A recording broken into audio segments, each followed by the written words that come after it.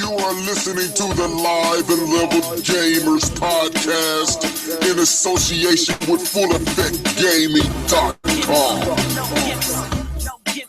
See, we don't play those games. We just play those games.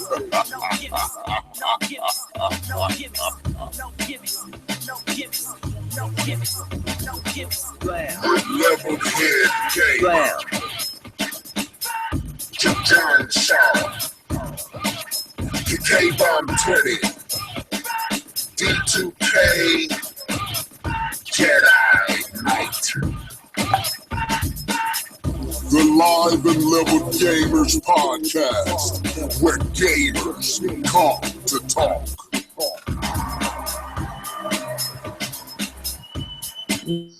What's up, people? It's your boy Levelhead back with another Live and Level Gamers podcast, episode 68. We got a full roster on hand tonight, and we ain't gonna take too long. We're gonna go ahead and let these people introduce themselves. Started with Captain America himself. What's up, bro? Yo, what it do? Let's have fun on this podcast. Got some new people that I haven't seen, so I'm excited to hear them talk. So yeah. Okay, Mr. New York, New York. What's going on, people? Jedi Knight. I just watched Iron Man kill Optimus Prime in the alternate ending, so I don't know if this dude is alive or not. But Mr. Optimus Prime, you there? That would never happen. you didn't see that video they got up? If Hot Rod's not getting in the way, then Optimus Prime never dies. Okay. He took that seriously. Yeah, he did, didn't he? You heard that, Jedi? He had a little bass in his voice. That would never happen. I'm like, He was playing no games just now. But they do got a video of and we got one more person to introduce. I ain't forgot. But they do got a video up where Optimus Prime did kill Iron Man, but they got an alternate ending to it. I just saw it. Oh, you said Optimus Prime killed Iron Man. I thought you said it was the other way around. It did. Well, in this alternate ending, Iron Man killed Optimus Prime, but in the original, it was Optimus Prime won. Okay. So yeah. Whatever. So you won. You know what I'm saying? Anyway, we got another person, man. We want to get away from these hard legs. So we got a little femininity up in this mug. What? Y'all like what I just said? I don't know what you just said. I said femininity. That is a whole other word. I know. But we got Miss Nia up in the house. Go on and introduce yourself, sister. What is up, everybody? It's your girl, Nia, the video game her. And shout outs to Level for inviting me on the Live and Level podcast. Now, every time I have an opportunity to do one of these podcasts, I just feel so honored, man. Like, these are people that I watch week to week. So it just feels great that they felt I was, I guess, qualified enough to be here. So shout outs to y'all, man. Well, I'm still withholding my judgment until we get into it. So. But yeah, man, we always love having you on when we can. You've been on before, and we just love vibing with you. And D2K been hit me up like, man, we got to get her back on, man. So I was like, you know what? I'm going to reach out to her this week and see what she on, because I thought some of these topics you have good points on. So we happy to have you tonight. But hopefully Shaw jumps on a little bit later. I don't know what's going on with him. But like I said, this is the Live and Level Gamers podcast, episode 68, brought to you live and direct. And we're about to go to our first set of things that we always do. And that's what you're gaming on. I need a little sound thing for that, don't I? Yeah, but anyway, you do. I do. I'm gonna get one. So anyway, let's go with look, D2K is in rare form tonight. Anyway, let's go with since they've been gaming together, I'm gonna let these two brothers go at the same time. Jedi Knight, New York, and Mr. K-Bomb 20. What y'all been gaming on, bro? We were just gaming on some Battlefield 1, and I was watching K-Bomb 6.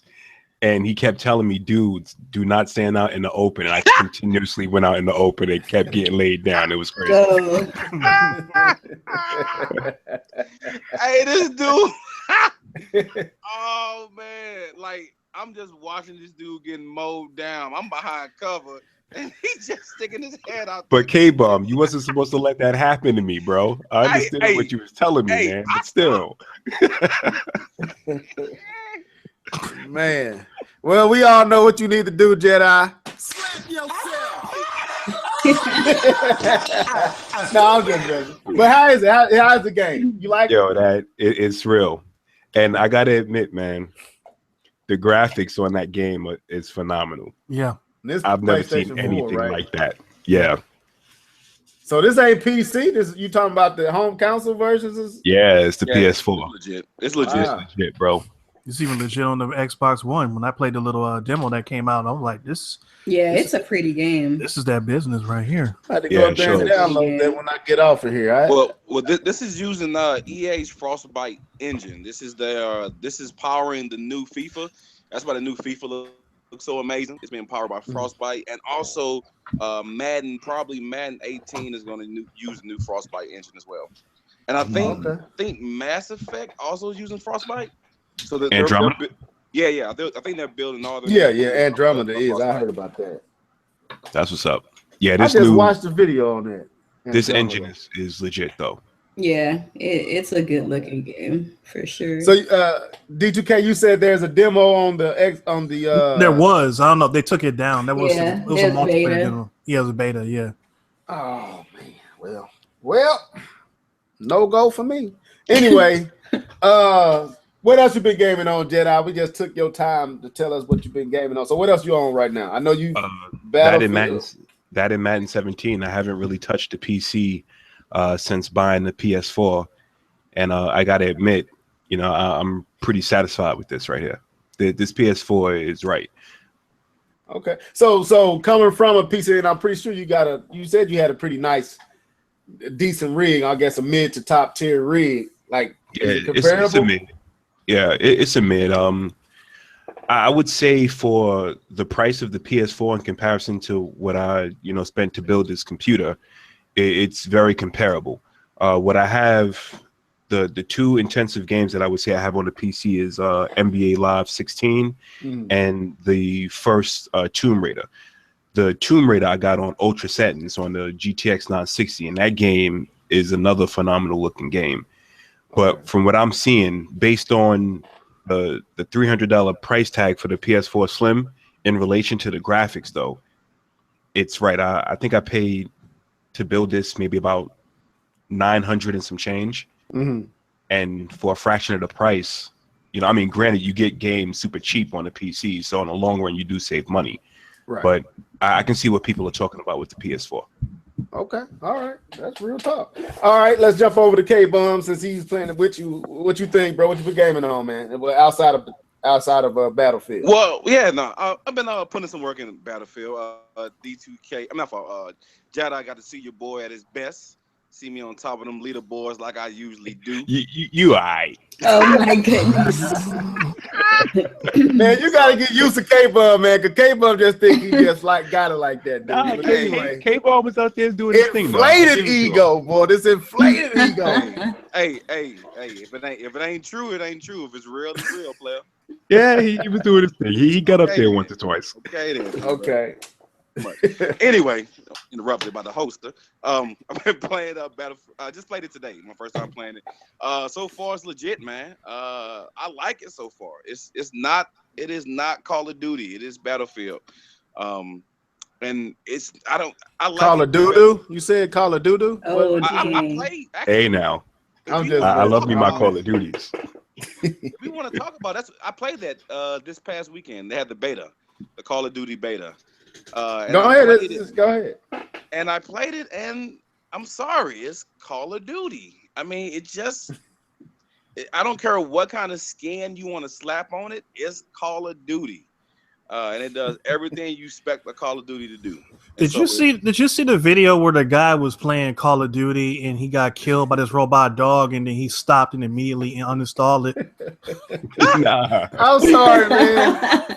But every time y'all say Call of Duty, all I see is turds, and I'll be like, are they playing on? And I was like, wait a minute, it is called Call of Duty, but anyway, no puns intended. But it do feel like y'all said it sucked or something. I'm sorry, Jedi, but I ain't a first person shooter no way. So anyway, go ahead, K-Bomb. Finish what you were saying, man. You done? Yeah, I'm done. You finished? You done? I'm finished. No, put respect on that, man. Put some respect on it. Respect on it. Make sure you put that K on the end of that. Respect. No, y'all crazy, man. So yeah, I played the Call of Duty, man. It plays like Call of Duty. Whatever. I'm gonna rent it on GameFly and send it back after I'm done within about 2 weeks, 2-3 weeks. Battlefield right now is better right now, but we'll see where that goes. I've been playing NBA 2K on the park, putting in work on dudes. I've been playing Overwatch still, doing the season mode on that. And what else I play? And still just a tad bit of Madden. I've been playing everything else a little bit more than Madden, so that's what I've been gaming on. Okay. I'm saving the best for last. So D2K, go ahead, bro. Well, thank you for that introduction. I I'm don't deserve messing, that. I'm messing. Reason why I didn't jump on right away because I was playing some Killer Instinct on the arcade version, and before that I was playing some more of that Martial Masters. That's a slept-on fighting game. It's pretty old, but it's one of those SNK games that it was a real diamond in the rough. Which one? It's called Martial Masters. I ain't heard of that one. Yeah, it's real obscure, but it's a nice one. I mean, I talked about on the show before. It's like everybody has a distinct style of kung fu, and they really get into it. Like the monkey style guy, he really moves like a monkey. The drunken style guy is really like the stereotypical old drunken man, but the animation is so fluid that it almost looks real. I mean, it's a tight game. It's a real tight game. Did you say Eminem? The game called Eminem? Basically. Okay, that's what I What thought. is it? Okay, what is it called again? I'm finna look it up now. I want martial art and masters. Okay, I'm finna look it up. Go ahead, Finn. I ain't mean to interrupt. I just wanted to. That's it. That's all I've been messing with. Okay. Nia? I've been playing work, but when I get some time to play, I've been mostly playing games on my PC. Yeah, it's a pretty terrible game. Like you don't want to play that for too long. But I've been playing a lot of PC games. I've been playing this game on PC called Paladins. It's like an Overwatch type game, but it's free to play. It's made by the same people who made Smite. Oh yeah, it's free. I was actually watching your footage yesterday. Yeah, I love that game, but it's coming to console soon too, so you guys will be able to check it out. Let's see. I've been playing Sleeping Dogs on PC, and I've been playing. Well, yesterday I was playing GoldenEye Source. I was raging over that game, but yesterday I was kind of playing like a hodgepodge of things, like this game called Toxic. It's like an Unreal Tournament type game made by some indie developer, and then GoldenEye Source and more Paladins. So that's pretty much all I've been playing, really. Yeah, it was actually the Toxic game that I watched you play. You was talking about how there wasn't a large community yet, but the game was pretty good. It's a really fun game. Like if you like those old school Unreal Tournament, like arena shooter style games, like Toxic is that game. It just doesn't have the community yet. So that's a bummer, but it's a really fun game though. I like it. Do they got on that Martial Mathers? Do they have like characters like Monkey Boy and Red Snake and Drunk Masters? Is that some of the characters? Yes. Okay, I'm looking at the right thing. All right. As far as me, I've been gaming on the same thing Nia been gaming on, and that is life. Let me explain this to you. The controller is big. It's kind of hard to handle at times. They keep you gaming all day, maybe 8 hours a day, 5 days a week.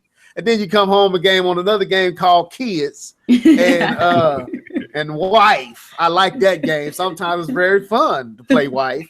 Then other times it ain't fun to play. Now, anyway, I haven't been gaming on anything this week. Still on that Gears of War. Basically, like Nia, just been working, man, working and take care of my family. Just got done cooking, so the wife didn't have to, so I can come down here and skate to my man cave and be on podcast, my people. You getting brownie points. That's what's up. Yeah, you know what I'm saying? I came home, cleaned up the house, got everything going, smelling good, cooked. So when I came down, I get no disturbance. Anyway, what you cook?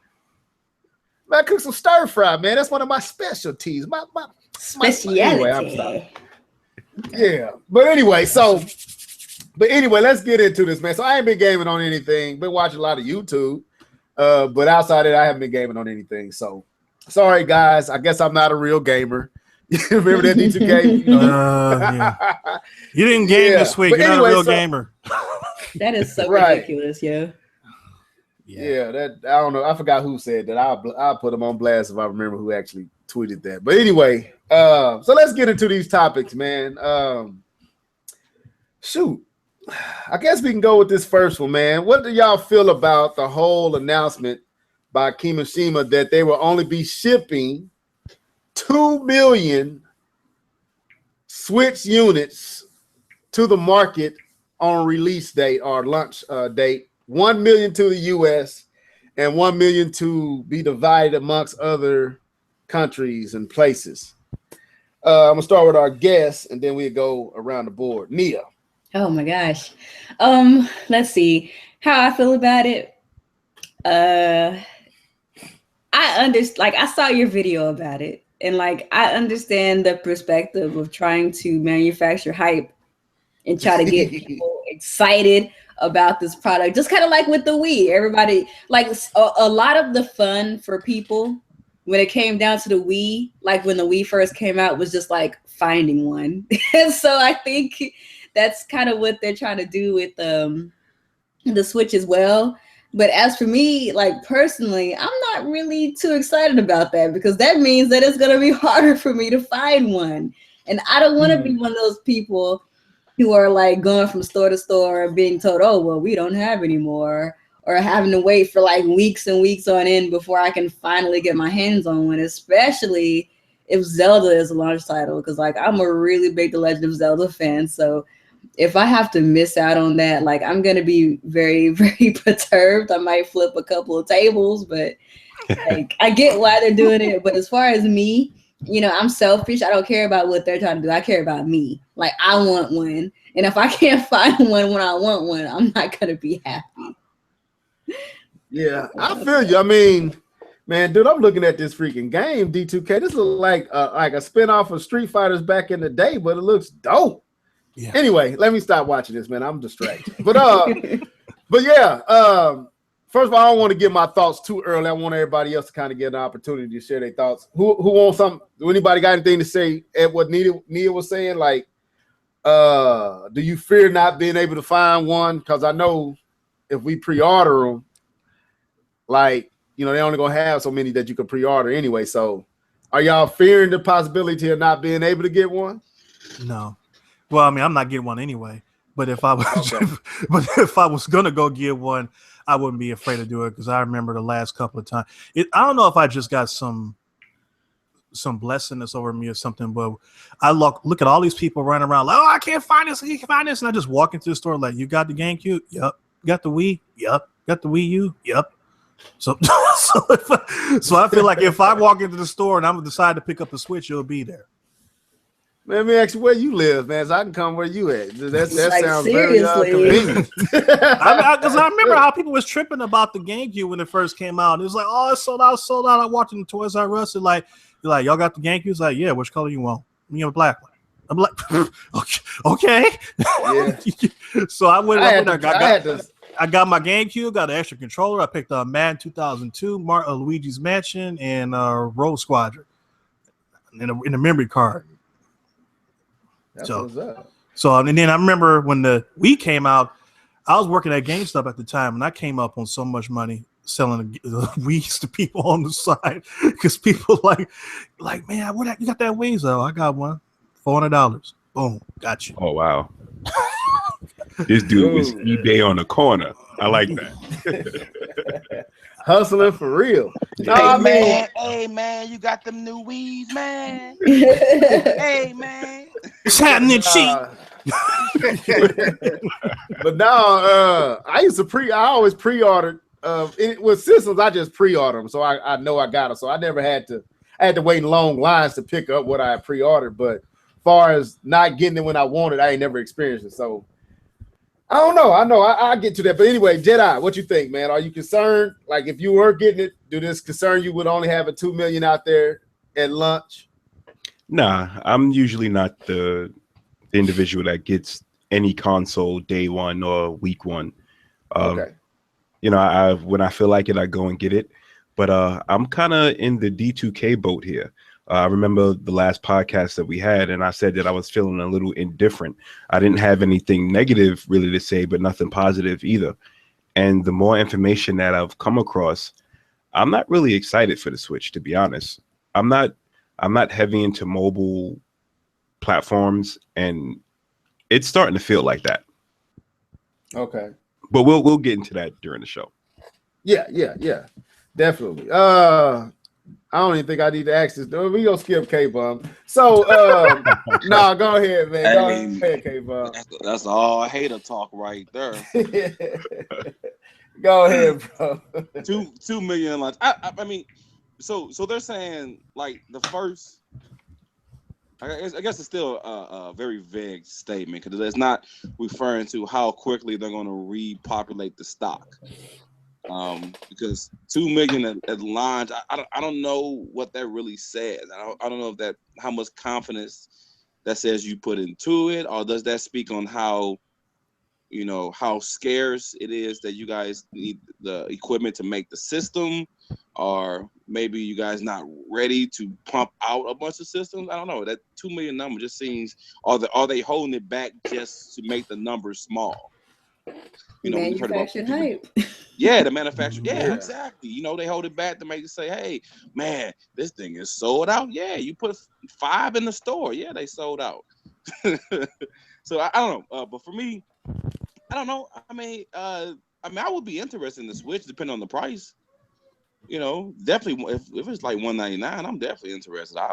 I buy all my consoles launch day. Every last one of all my PlayStations have been bought launch day, except for PS3 because I was broken in college. But that's different. Yeah, that was rent money back then, bro. Yeah. No, that's a house note for real. I told people the story about that's a house note for real. Because you right on money with that. $600. Yeah, no, my probably mom, when it came out during that time, it was. Yeah, that was huge, bro. Yeah. My mom actually gave me an ultimatum. She told me if I go buy that PS3, I might as well get ready to move out the house.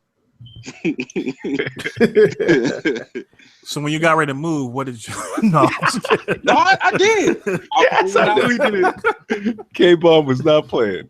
Hey, no, man. This dude moved out the house for a system, man. What kind of loyalty fanboyism is this? Man, I was getting married the 2 months after that, man. Chill out, bro. Oh, okay. All right. I'll let you slide, man. Thank you, sir. Go ahead.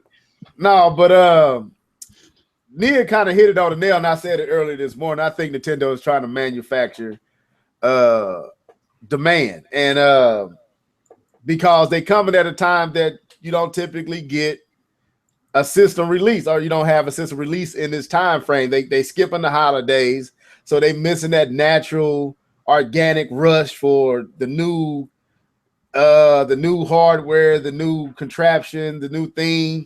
So they missing that. So they got to manufacture it to generate demand. So also, I was paying attention to how he said we only going to ship 2 million. He said we are only able to manufacture 2 million. So it's like, okay, like K-Bum said, are you intentionally holding back supplies, which I believe they are? And if you are, why? And I think I'm hitting it right on nail, to manufacture a false sense of, like Nia was saying, maybe I might not get one, and that's going to cause people to go pre-order, and that's going to allow Nintendo to gauge the interest in this system real early. If they can force you to pre-order, they can gauge how many people really want it. And when you put that squeeze on the consumer, 9 times out of 10, they're going to do whatever they got to do to ensure getting one. So you're going to see a lot of pre-orders. Like the first, it's all it's doing is generating buzz, generating hype. As soon as the pre-orders come, you're gonna see them go out. Day one is gonna be you ain't gonna be able to pre-order no more. And then they're gonna say, well, we're gonna take some more pre-orders, and then those are gonna go real quick. And it's just generating hype and buzz and demand. So when the system come out, it's this attraction around it where normally in March, February, April, there would be no interest for a system at that time. That's what I believe they're doing. And I think it's smart, but it could backfire at the same time, though. Makes sense. Well, one thing that could play in their favor is that is around tax time. And that's the time where a lot of people make a lot of impulse buys for stuff that they don't really need, or usually electronic devices like TVs and stuff like that. So all them new J's, dog. That too. So that might work in their favor because people will have money to spend. It won't be like it wouldn't be like if they were coming out with this in January where everybody's tapped out and they ain't spending no money. They just got to spend all that money for the holidays. I ain't spending no money on nothing. They get that little tax money. It's like, okay, what can I do? What can I spend this on? Oh, the Switch. Let's pick that up. So, right. In compulsive impulse buys, impulse purchases. That's probably why they chose that rather than like the summer or someplace like that where people are more interested in traveling and things and playing video games and stuff. So right, and like you said, coming off of tax season, also throwing that number out and making sure, like, it's very convenient to make sure it's only going to be 1 million in your region. It's only going to be 1 million in the north in the U.S. So if you want one, you got 1 million chances to get one out of how many millions of people are in the U.S. of A? 300 million or so. So that's going to create a influx of people flooding Walmart, Best Buy, Targets, Toys R Us. I'm not going to say the other one because I can't stand them. Don't go to GameStop and pre-order nothing. Don't go there. That's the devil. That's the devil's anus. Don't go there. Anyway, come on, man. I used to work there, sorry, man. Come on, man. Look. Them dudes. Them shady. That's a shady company, man. A shady company. When you take brand new product, rip it open, and sell it as used, making your own copies of the stuff and selling and jacking up the prices. That's some shady stuff. When you taking my game, giving me pennies for it, and then turn around and selling it for pennies below brand new, that is shady. I don't go to GameStop for nothing now. I refuse. It's just that I ain't got no choices nowhere else, and I gotta get it from them. They tried to sell me a brand new game that was open and said, well, we haven't we haven't touched it, and we just used the case for the display. Well, I'm like, if you're using the case for a display, that means you have broken the seal. It's not new anymore. You touched it. You touched it before I touched it. So no, I'm not going to the devil's anus no more. Done with GameStop. I'm sorry, man. It's hot and heated up in there, and I can't stand them people. But anyway, yeah, man. So I think that's what they're gonna do. Now, like I said, it could backfire, but looking at the reactions and the fact that a lot of people, when the Wii U came out, I didn't see this much coverage. We saw it with the Wii, but we didn't see as much coverage with the Wii U as we're seeing with the Switch. Like, I'm seeing it everywhere. And I was at work talking to a colleague of mine in his office, and we was talking about games. He has the new Mafia, and he was telling me about it. And and I said I brought up the Switch, and the dude in the other room heard me, and he was like, "You getting it?" I was like, "Man, I'm playing on it." He's like, "I'm getting it too." And my boy, it was King Cooper. He's like, "Man, forget y'all on the Switch, And but it's gaining that much attention, man. That people really know about it. And I think that Pokemon Go really has helped Nintendo with gaining interest with this Switch. So, man, I think that whole movement with Pokemon Go, Mario on the go, all that is helping Nintendo generate possible sales with the Switch. So I think they're trying to manufacture demand, So that's what I'm thinking is going on with it. Because I think they can release more if they wanted to. Yeah.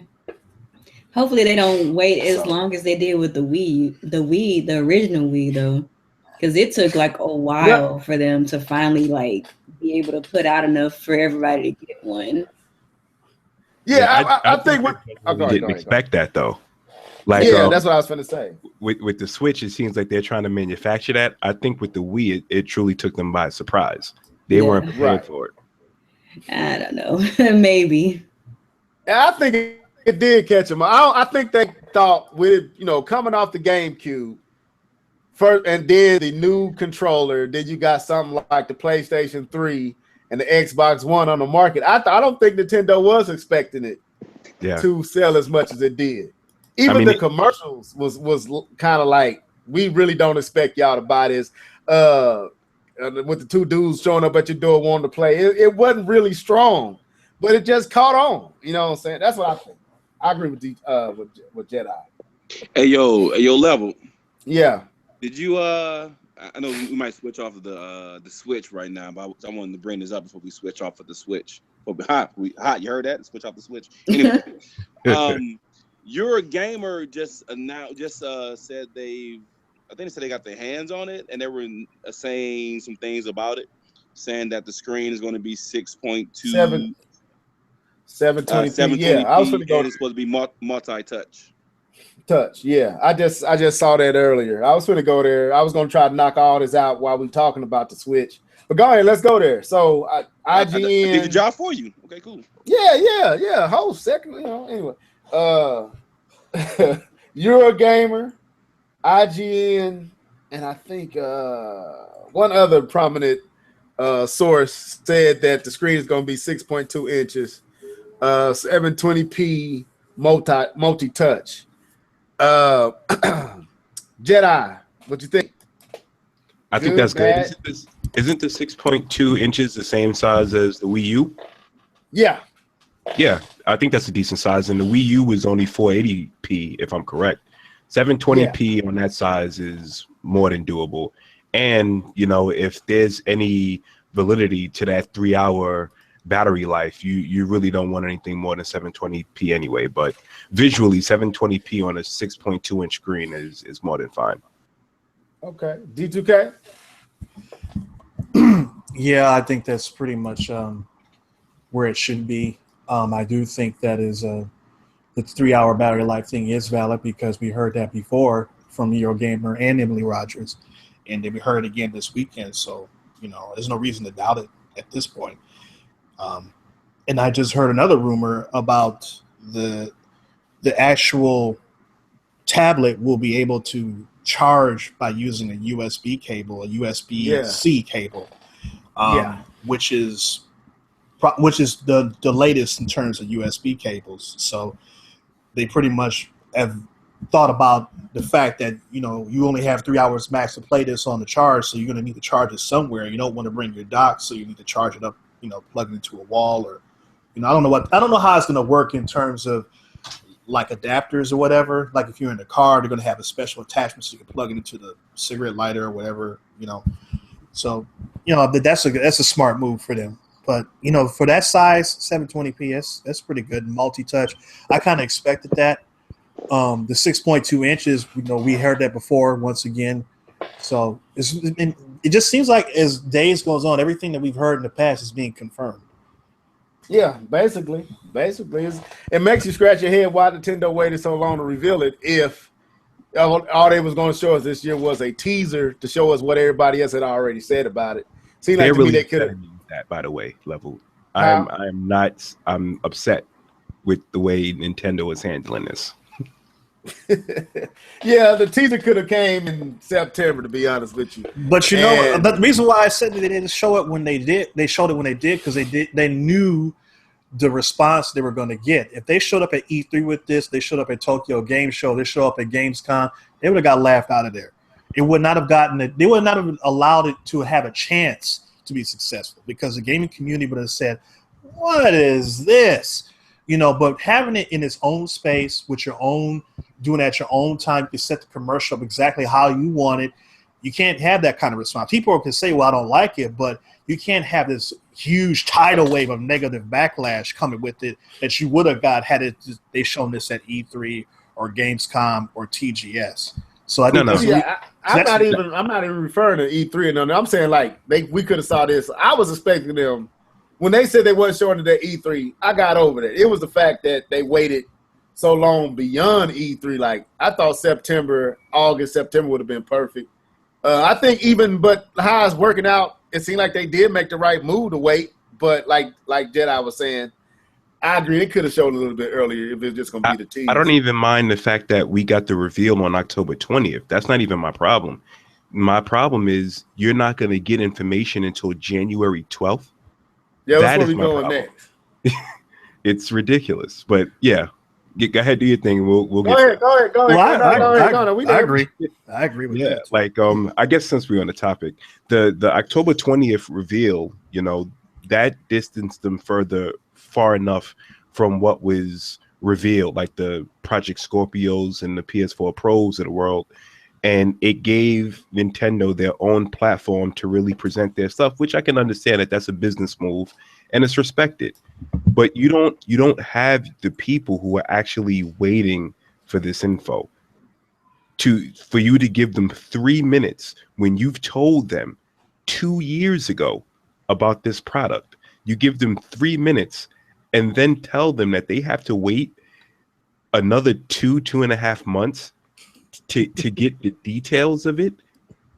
It's man, that was upsetting when I heard that. I got home from work today and like all of this information that we're talking about, I heard when I got off of work a couple hours ago, and I'm like, January 12th? What is the problem here? Well, but you know what? At least they stepped outside themselves, because Nintendo normally wouldn't tell us nothing. They would just wait till like January. They'll wait till January the 11th and tell us that they're going to the January the 12th. Right. I want to give K-Bomb and Nia an opportunity to say something, because I got something to say to Jedi. Because anyway, go ahead. I'll go K-Bomb then Nia. Go ahead, K-Bomb. All right. What we talking about again? the January 12th. This dude, you acting like Shaw now. Anyway, nah, you talking about the 12th, right? Yeah, the 12th reveal. That's what. So let me set it up. So Nintendo announced, do your job, that at this, I guess at the investors meeting, and I'm gonna tell you why they announced it. I guess I go ahead and answer. And they announced it because of pressure. Like they really got pressure to announce that. Yeah. That wasn't intentional. Like the pressure was so steep and thick that Kimishima was like, look, okay. We're going to have it on January the 12th because investors, and we're going to get here, but the investors were not pleased with the Switch reveal. Even though see, like people who are going to buy it, the consumer are liking it. It seems like there's a lot of liking for the Switch with the consumers, but the investors were not happy with the Switch. And because of that dynamic and because of the pressure of, like what Jedi Knight just said, when people wanting to know because they've been waiting so long, Nintendo did what D2K just said, stepped out of their norm and went on and announced when they have their live presentation. So, K-Bomb 20, what is your thoughts on that? And then Nia, what are your thoughts on that? I think it's, I don't know, man. I don't know what Nintendo's doing. I kind of said this on a podcast about a couple of times ago that Nintendo needs to just stop acting weird and just do stuff. I don't want to say right, but conventional. I mean, conventional. I mean, it's okay to be a little conventional. I mean, it's all right. It's all right. So I don't know, man. It's just like you say something in October and then you say, you know what? We ain't saying nothing else to January because you don't deserve to know information that we got, because what we got you don't need to know. I don't get that, because you need people gonna spend their money in December and November. They holiday, and I know we talked about getting the money back I mean, that doesn't make sense getting back with the taxes, but people gonna spend their money and people gonna get their Christmas gift, and mothers and father and look at their son like, didn't I just buy you 3-4 games for Christmas? Why I'm buying you this weed because we about to spend this money on a vacation or something? I don't know. I just don't. I don't get it. I don't understand why they're so quiet with information on what they have. You know, I mean, just if they can just create, if they create a hype train all the way up until March, they can show gameplay of a game every once a month just to continue to build that hype. I don't like it scares me that they are afraid. Not, I don't want to say afraid. That they don't want to talk about their system. Like that scares me. Okay. Nia? And what do I think about the January presentation? Yeah, Or- like just the fact that they were pressured, and we'll go into what we think we're gonna see at what we think they're gonna reveal.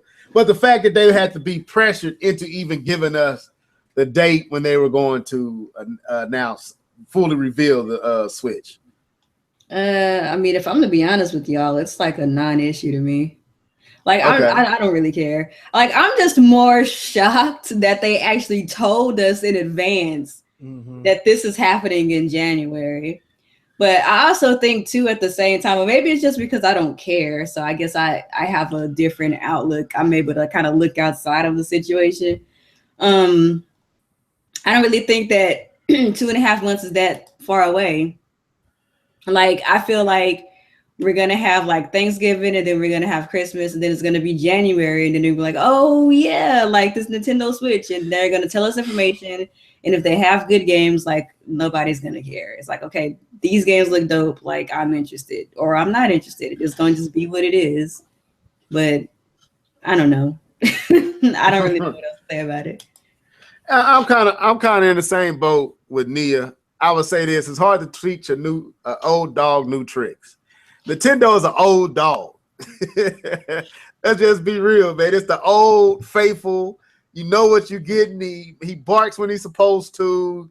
He alerts you. He does that right, but he just old and he used to a certain set of way of doing things. And that's Nintendo. No matter who the president and who on the advisory board, the directors board, they old and they gonna stay that way until some new fresh minds get up there, which ironically came up in a investors meeting a few months back by the investors wanting some young folks on the board and women. We'll deal with that a little bit later too. But I'm with Nia. It ain't a big deal. Of course, I want to know stuff about the Switch, which I think from third parties and people who have it, we're going to hear stuff here and there that is true. But it ain't a big issue. But like I said, it like what Jedi said, it's still did they have to do it that way? No, but I ain't really tripping off waiting to January 12th. Be honest with you. So let's speculate on what we're gonna see. What else? Since we basically know the basic concept. AAA home experiences on the go. What else can they show at this event to add to, I guess, the excitement or the appeal of the Switch? Like, Jedi, starting with you, what would you want to see Nintendo say at this January 12th reveal about the Switch that they haven't said already? That they have enough power in the Switch that would force third parties to at least not force, but give them the thought of actually considering to either port or develop games for Nintendo's console. Truth be told, this is my actual reason why I want to get to that presentation, because I would really like the specs. It would do two things. It would, one, give me an idea of the power of the console, but two, once you get past that point, then like all of the NDAs and the secretiveness would all subside, and then people will be able to talk, not just from Nintendo, but different companies. But okay. To get to the question though, I would like to see Nintendo actually confirm that we're gonna get third parties. Okay. Okay. All right. Anything else? Just is that all that you want to see? I mean, Specs I would and say third that's party. most important. I don't play a lot of Nintendo first party titles. I really love the side scrolling Mario games, but a lot of the games that I've played on Nintendo are from different developers. So if this is something that I would buy, it would be based on games that we would get from it, not necessarily from Nintendo. Okay. All right. Let's jump around here. K-Bum, like being a Sony, more of a Sony fan, what would Nintendo need to show you at this revealing on January 12th that the 3-minute teaser didn't show you that can compel K-Bum 20 to be like, hey man, I might need to pick this up. Like, what do you need to see? Two things. One, that money. You got to show me how much it costs because you know what I'm saying. I don't have a problem selling my Xbox to get the Switch if it's gonna be at a good price, and also it has to show me that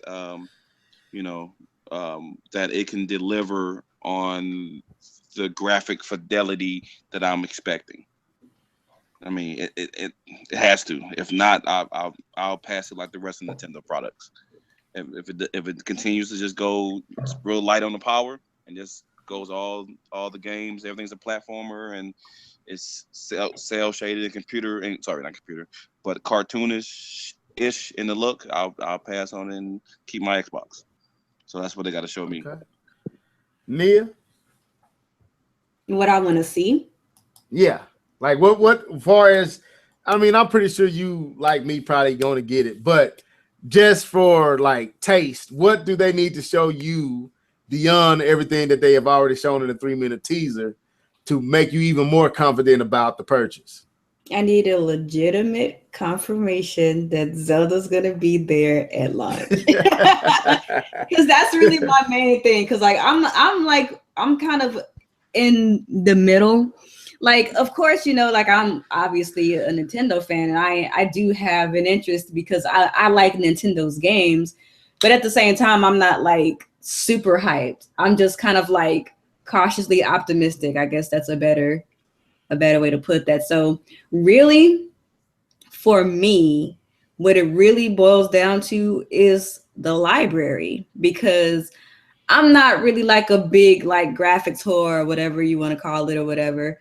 I just want games that look nice and I want more of them. Like that's literally all I need because, like with the Wii U, like not to try to like rag on the Wii U or anything, like if the Wii U had more games, I would be okay. It's just the fact that the Wii U didn't have that many games. And it's just like with the Nintendo Switch, I want them to kind of give us more details of what the library is going to be like and how it's going to pan out. Because I remember when the Wii U came out, they promised like this big, launch games. Like they said that Pikmin was going to be out. That's one of the games that I wanted too. But like we didn't get Pikmin until like the next year or something like that. And so, I just want to be confident. Like I just want to be confident that the library is going to be there. And I feel like now that this system is going towards hybrid territory, I mean, it is a hybrid.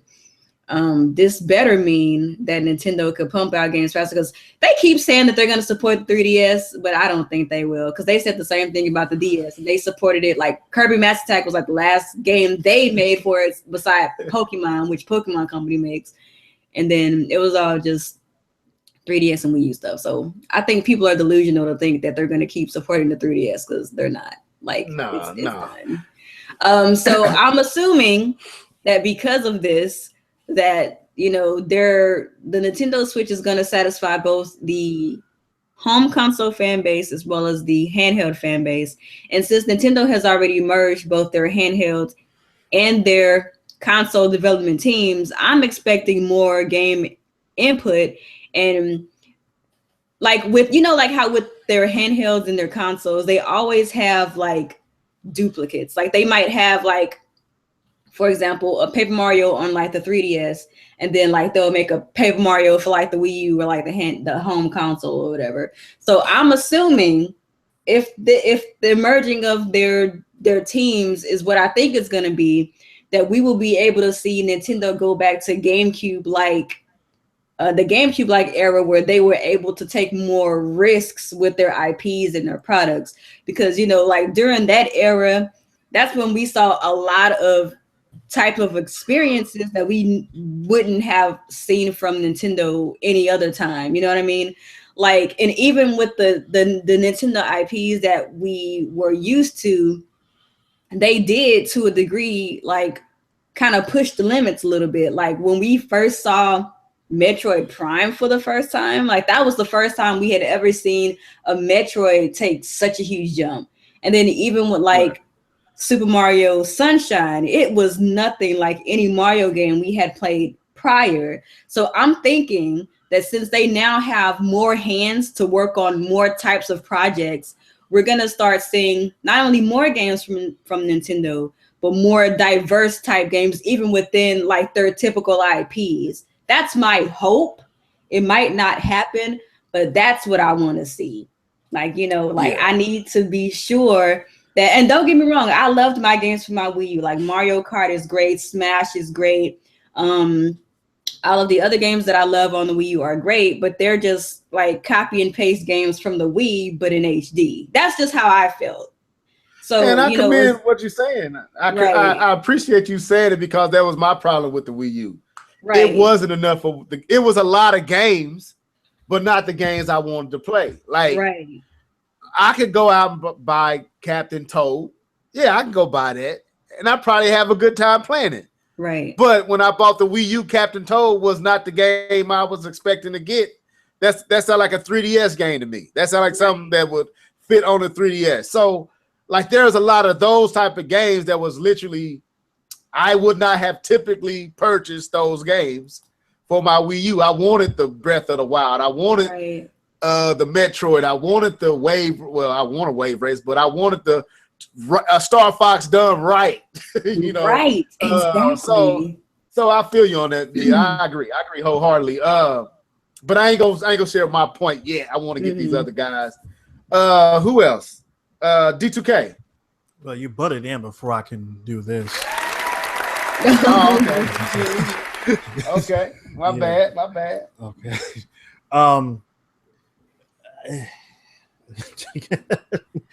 I mean, I don't know. I mean, if the question is what am I expecting to see, what do you expect and what do you want? You could do it both. You could do 50% what you expect them to do, and what you want to see them do. Well, I expect them to have a lot of games. The genre of the games are probably not going to be very diverse. You're going to see a lot of platformer-ish type games, party-ish type games. You might see some JRPGs mixed in there, here and there, because like Nia was just saying, that they combine both studios. So some of those games that we saw on the 3DS, we might start seeing on the Switch now. So you will have a lot more games, but those games have very niche audiences. And those people will be there to buy those games day one when they're released, but those games may not appeal to everybody. But I do expect it to be a very healthy launch lineup for the Switch, because truth be told, I don't think third-party support is there just yet. And I think one of the reasons why it was delayed is because Nintendo wanted to make sure that they had their ducks in order, so that way, if third-party support doesn't jump on, there's no droughts. So I think that's the reason why they have it set up the way they are. They're going to have more enough games to carry them for at least 12 to 18 months, I would say. After that, we'll see what happens. Hopefully third-party support will jump on at some point and say, okay, even if it's not their big budget AAA titles, but they will be there putting something there, on the Switch. I expect whatever secret that Nintendo has is not going to be impressive. It's going to be something that they think is great, but we're going to be like, okay, I guess.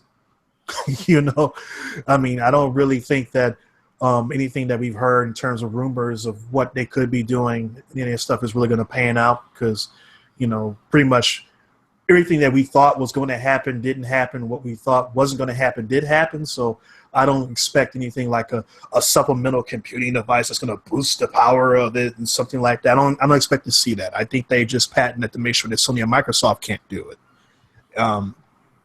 What I want to see, Wave Race. I want to see 1080. I want to see Kid Icarus. I want to see Star Tropics. I want to see a Star Fox done right. I want to see Mario Strikers. I want to see sports games from Nintendo. I want to see a fighting game from Nintendo. I want to see first-person shooters from Nintendo. I want to see third-person shooters from Nintendo. I want to see survival horror from Nintendo. I want to see contemporary-themed action-adventure games from Nintendo. Not from third parties, from Nintendo, like they used to do. So basically, you want to see them. I'm gonna bring John Shaw here. Basically, shopping on this too. You want them to expand in the genres that they make. Oh yeah, for sure. Because when Nintendo used to do that, they were better than their competition. You look at. Like you were saying earlier, how you said that there's a lot of games that the Wii you had a lot of games, but they just didn't interest you.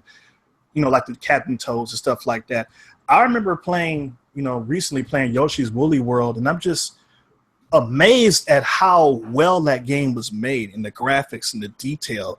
Even with the Wii U being an underpowered system, to see what they were able to do, like they paid attention to detail to where when Yoshi is like running on pillows, you actually see the imprint of each footprint on the pillow as he's taking steps. That's stuff that Nintendo does that other companies don't do.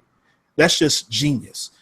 And I would love to see them apply that genius to a shooter, apply that genius to a fighting game, apply that genius to a survival horror game, because they can rip it up.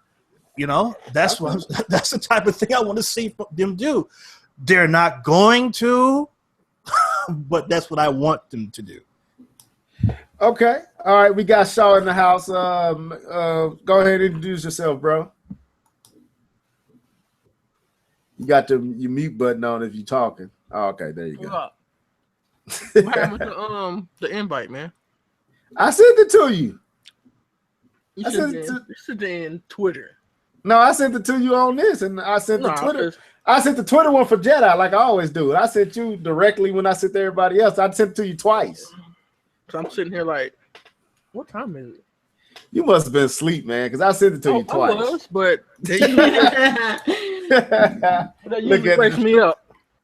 Truth finally came out. Anyway, go ahead. It pop up on my computer. It pop up on my both phones. It'll pop up on my iPad. I can't help but hear it. I sent it, bro. I don't know what happened, but I sent it. I sent it at the same time I sent Nia and all, because I sent everybody else through Google. I just sent it to Jedi through Twitter. I was asleep though. Yeah, you were asleep, bro. Anyway, what give me your thoughts. What you want to see on the 12th, man? Games. Okay, elaborate. I want to see games. Just show me some games. Show me some new stuff. Show me some good stuff. Show me some compelling stories. Some compelling gameplay. Show me what you got. This is your time to do the Grand Slam. Show me everything. Okay, I'm with you. As far as me, let me address something Jedi said, because I think this might. I don't know if this is enough to convince anybody, but Bethesda did say that they would not work with Nintendo if the console was less powerful than the Xbox One.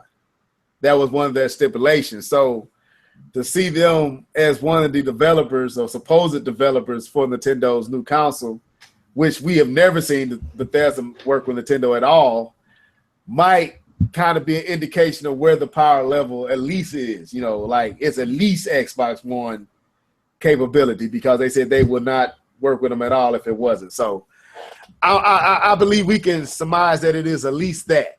But like I said, we don't know. But as far as me, I agree. I want to see games. I want to know.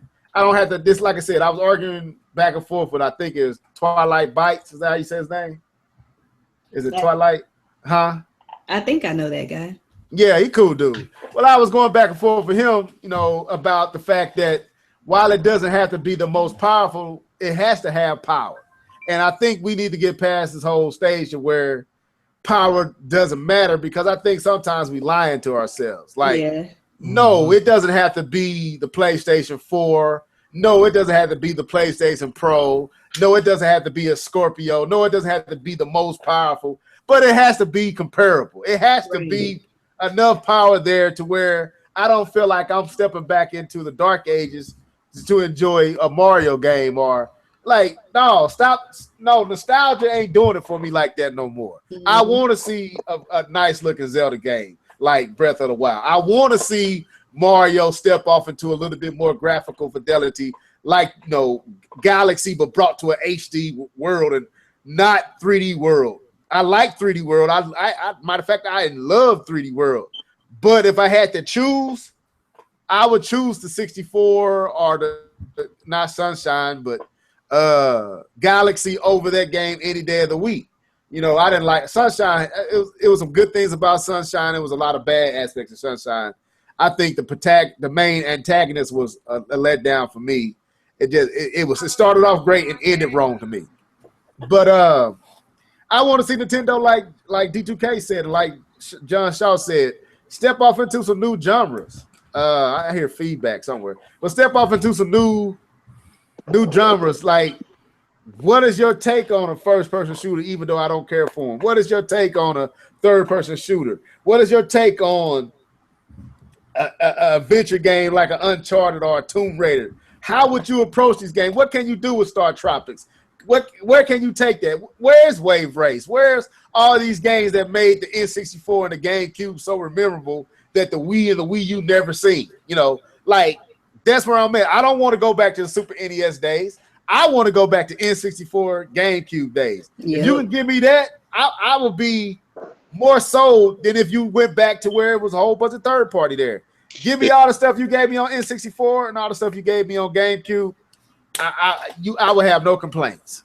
The thing is, level, like I've said this for the longest, is that if third party is not going to support Nintendo, they have to support themselves.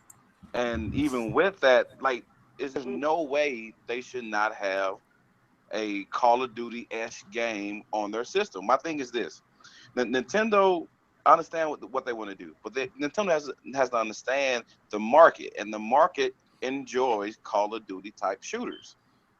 And I believe Nintendo can do it well, if not better than what's being done out now. So why isn't there a Call of Duty type shooter on their system? And the thing is, they shouldn't limit what can be produced on their system. Yes, they should control quality, but they should still have. I should still better buy a Nintendo system and still play a very similar game that's on other systems as well. I shouldn't be pigeonholed to only playing. And my biggest thing was there's so many platformers on the Nintendo system. There's not a lot of variety, especially when it comes out of first party games.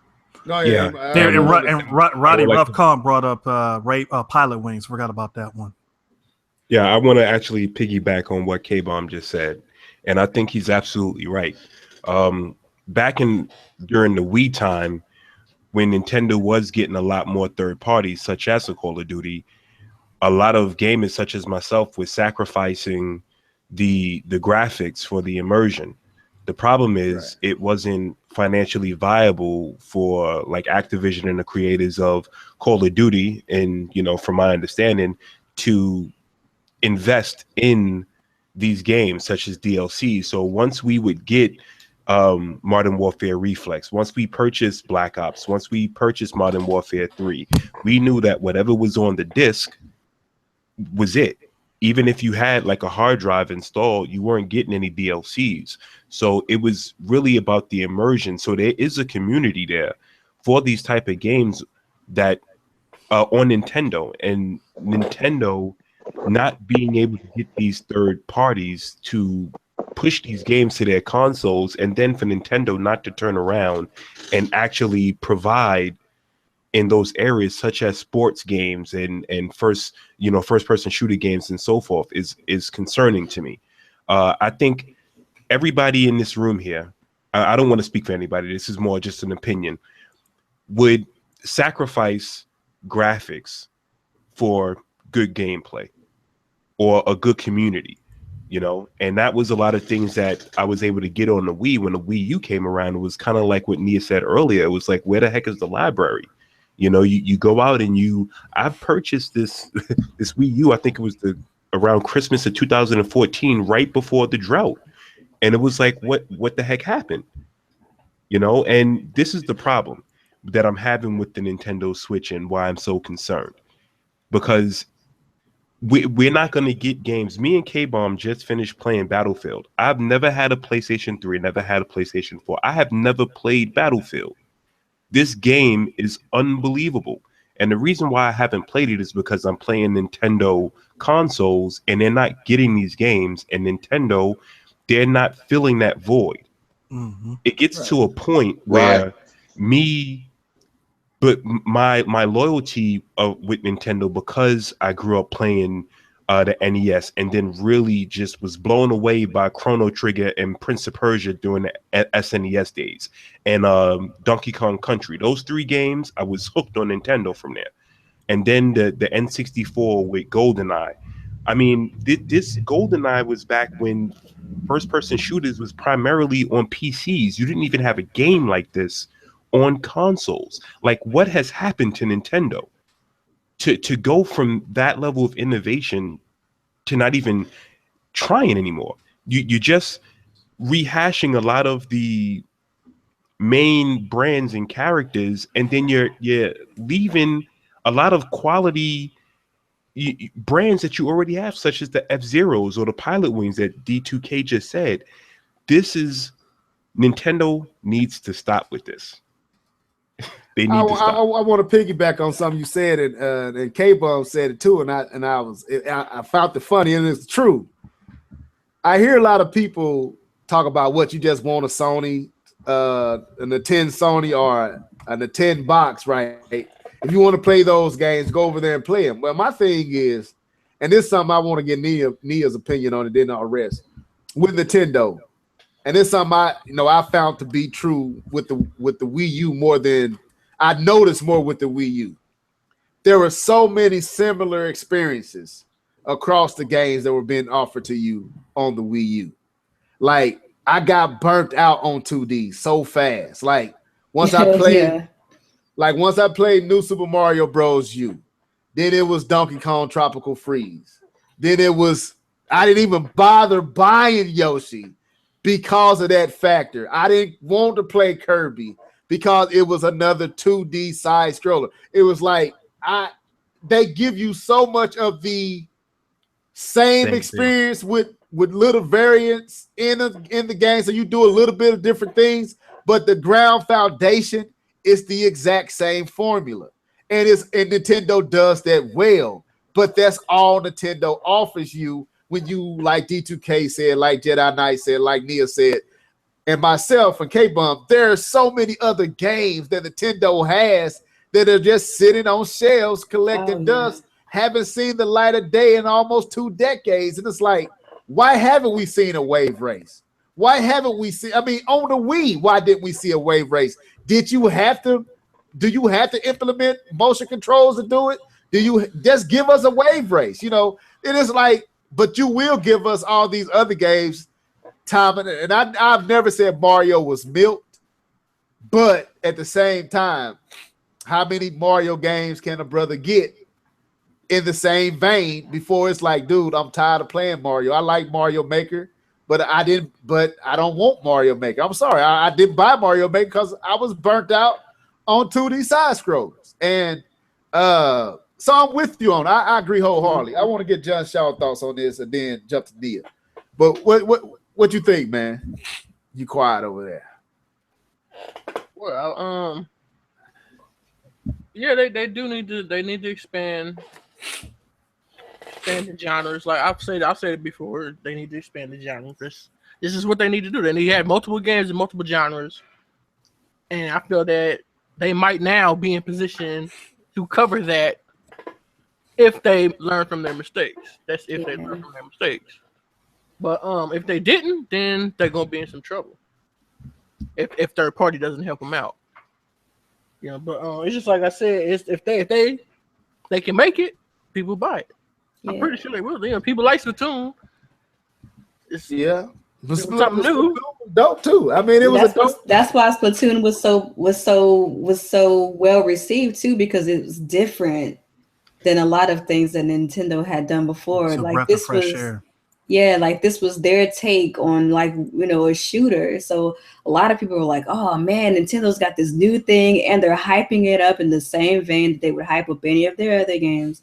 So, that was a big deal. And I would really like to see them do more of that. And I would also like to see them do some of the stuff with their older IPs, like how we were talking about it earlier. Like, why is there no Star Tropics? Like that could be their version of Tomb Raider. And like, not only that, but like, it could be like a Tomb Raider or, I guess Uncharted, not Uncharted really, because Uncharted really doesn't take itself that serious. But like, if you've ever played Star Tropics, like it doesn't take itself serious, like at all.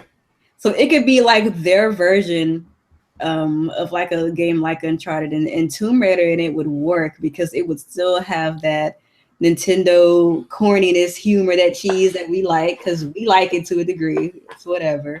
And then, I think I was talking to Alex, Actives in Gaming, the other day, and we were talking about how awesome would it be if they turned one of their old IPs like Urban Champion or something into like a Grand Theft Auto sandbox type of game.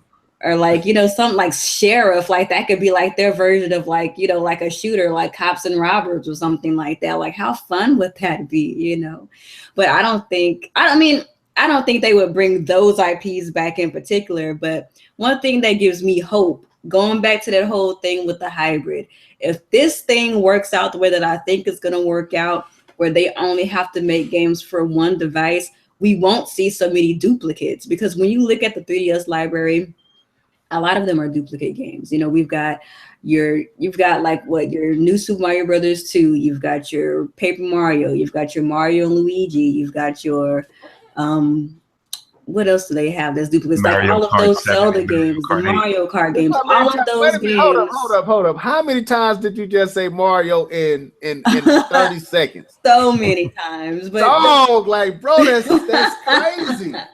But you understand what I'm saying, right? Like so many of those games are duplicates of home console games. So like imagine if those people who are making those handheld games, those duplicate games, could be making completely new projects for the Switch. Like that's a lot of games that could potentially be different from the standard that they're accustomed to. Like that's a very exciting possibility. But I'm not going to get myself too excited for that. But that's just one of the things that I think Nintendo was kind of going to. Because I think that during the Wii U generation, Nintendo started to really feel the effects of doing it alone. Like, I mean, like ever since, maybe like the Nintendo 64, they've always kind of had like those strained ties with third parties. But it wasn't until the Wii U where they really felt it, like everybody left. Like when EA is no longer making sports games for you, and when Activision is no longer, because Activision is going to put a Call of Duty on whatever has a screen or a controller. So if they're no longer putting Call of Duty on your console, you're going to feel that. And I think Nintendo really felt that. And so I know a lot of people are really salty because they expected a set box. They expected something that was going to compete with like Scorpio and the Pro. But in my opinion, I think that for Nintendo, a hybrid was probably like their best bet, because Nintendo no longer has that brand recognition. They no longer have that clout. So I don't really know if having a set box would be something beneficial for them. So for them to make a hybrid, I think it's at the point where they understand, okay, well, we're doing this pretty much by ourselves. Most of the fans that we do have ain't really rocking with our home consoles. They're pretty much rocking with our handhelds at this point. How can we find a way to, compete in a different way, bridge the gap exactly with who buys our stuff? And that's their handheld people. I didn't mean to go off on a tangent, but just kind of went that way. That's But cool. It was. I think we need hand claps again. I think it's just a little late. He typing in the.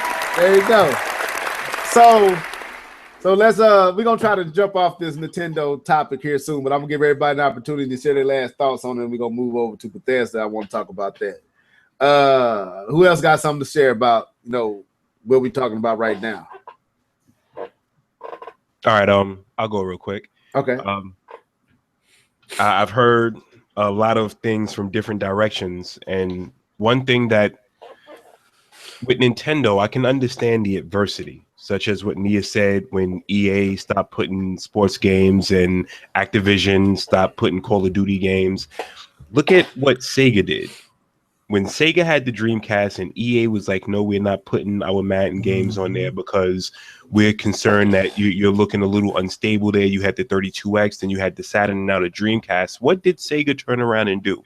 They turned around and used that adversity to create the greatest sports franchise ever. When you look at it now, I mean, unfortunately, we don't have the football version, but 2K17, 16, this all stems from that adversity that happened 17 years ago.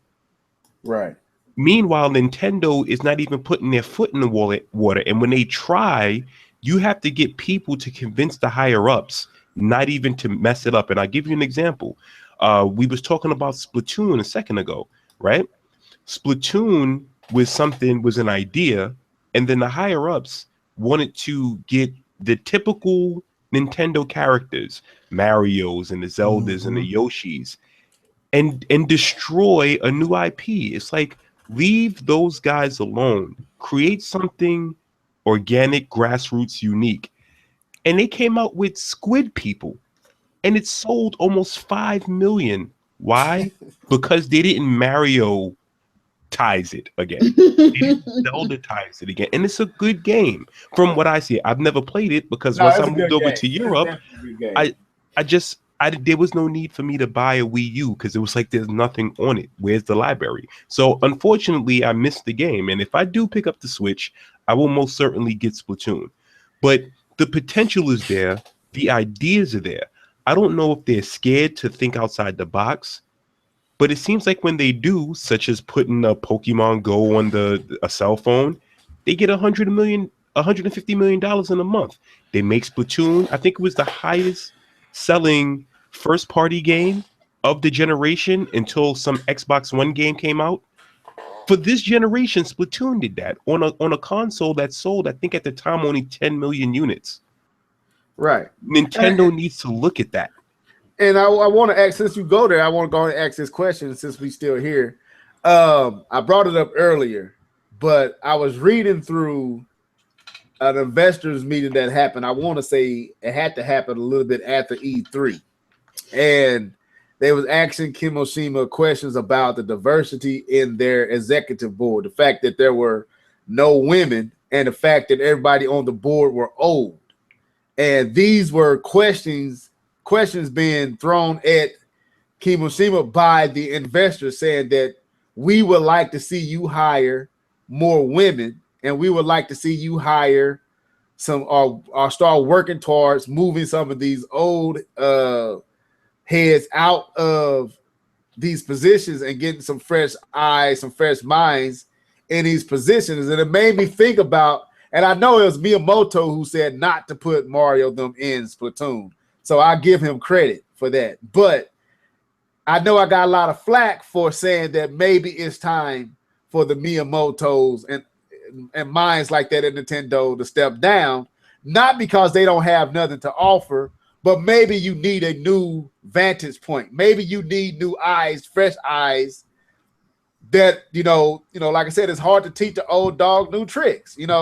What can you say to Miyamoto? What really can you challenge him? Like, the dude is basically responsible for where we at in gaming today. You can't. But sometimes they have to sit down, and I understand what you're saying. They have a moment in the sun, and it's time to go. Yeah, and they gotta that's what I'm saying. So that's what I'm going at. I'm like, how can anybody say anything to Miyamoto? But at the exact same time, I believe, and it is sad. it don't hurt me to say it. I just know people get offended because they don't understand the heart or the mind in which I'm saying it. I'm not saying that Miyamoto is stupid or dumb or irrelevant or don't have anything to offer. What I'm saying is sometimes the locker room needs a new coach and a new voice, a fresh take, not predictable. Like when I brought it up one podcast, when people are more concerned about what Miyamoto thinks than they think themselves, to me that's problematic. Meaning, if I had a good idea, I'm more scared of what Miyamoto is going to think than to run with my idea. It is like you never know where that could go. What if Miyamoto didn't think it was a good idea? What if he said, "Hey, put Mario in Splatoon"? We would have got Mario. We would have got Splatoon with Mario's and other characters in it like that. Thankfully, he didn't say that, but it might be time. And if investors are asking for it, it must be a real issue. And I saw someone down here in the live chat say the problem is Nintendo of Japan. And I've been saying that for a long time. There is a bottleneck with Nintendo of Japan that kind of stifles everything from going beyond them. And it's like you keep us in the same RAM. So I don't know. I just listen to Jedi maybe. Just out of curiosity, what did Kimishima say to that? He basically said that how he answered it was, I'll paraphrase, we have no plans at this time to put any women on the board. Basically, right now that's not our focus. That's basically what he said, if I'm just paraphrasing. He had a samurai sword stuck in his back. That's why he was. So, but yeah, the investors and it's like it was the latest one before this one.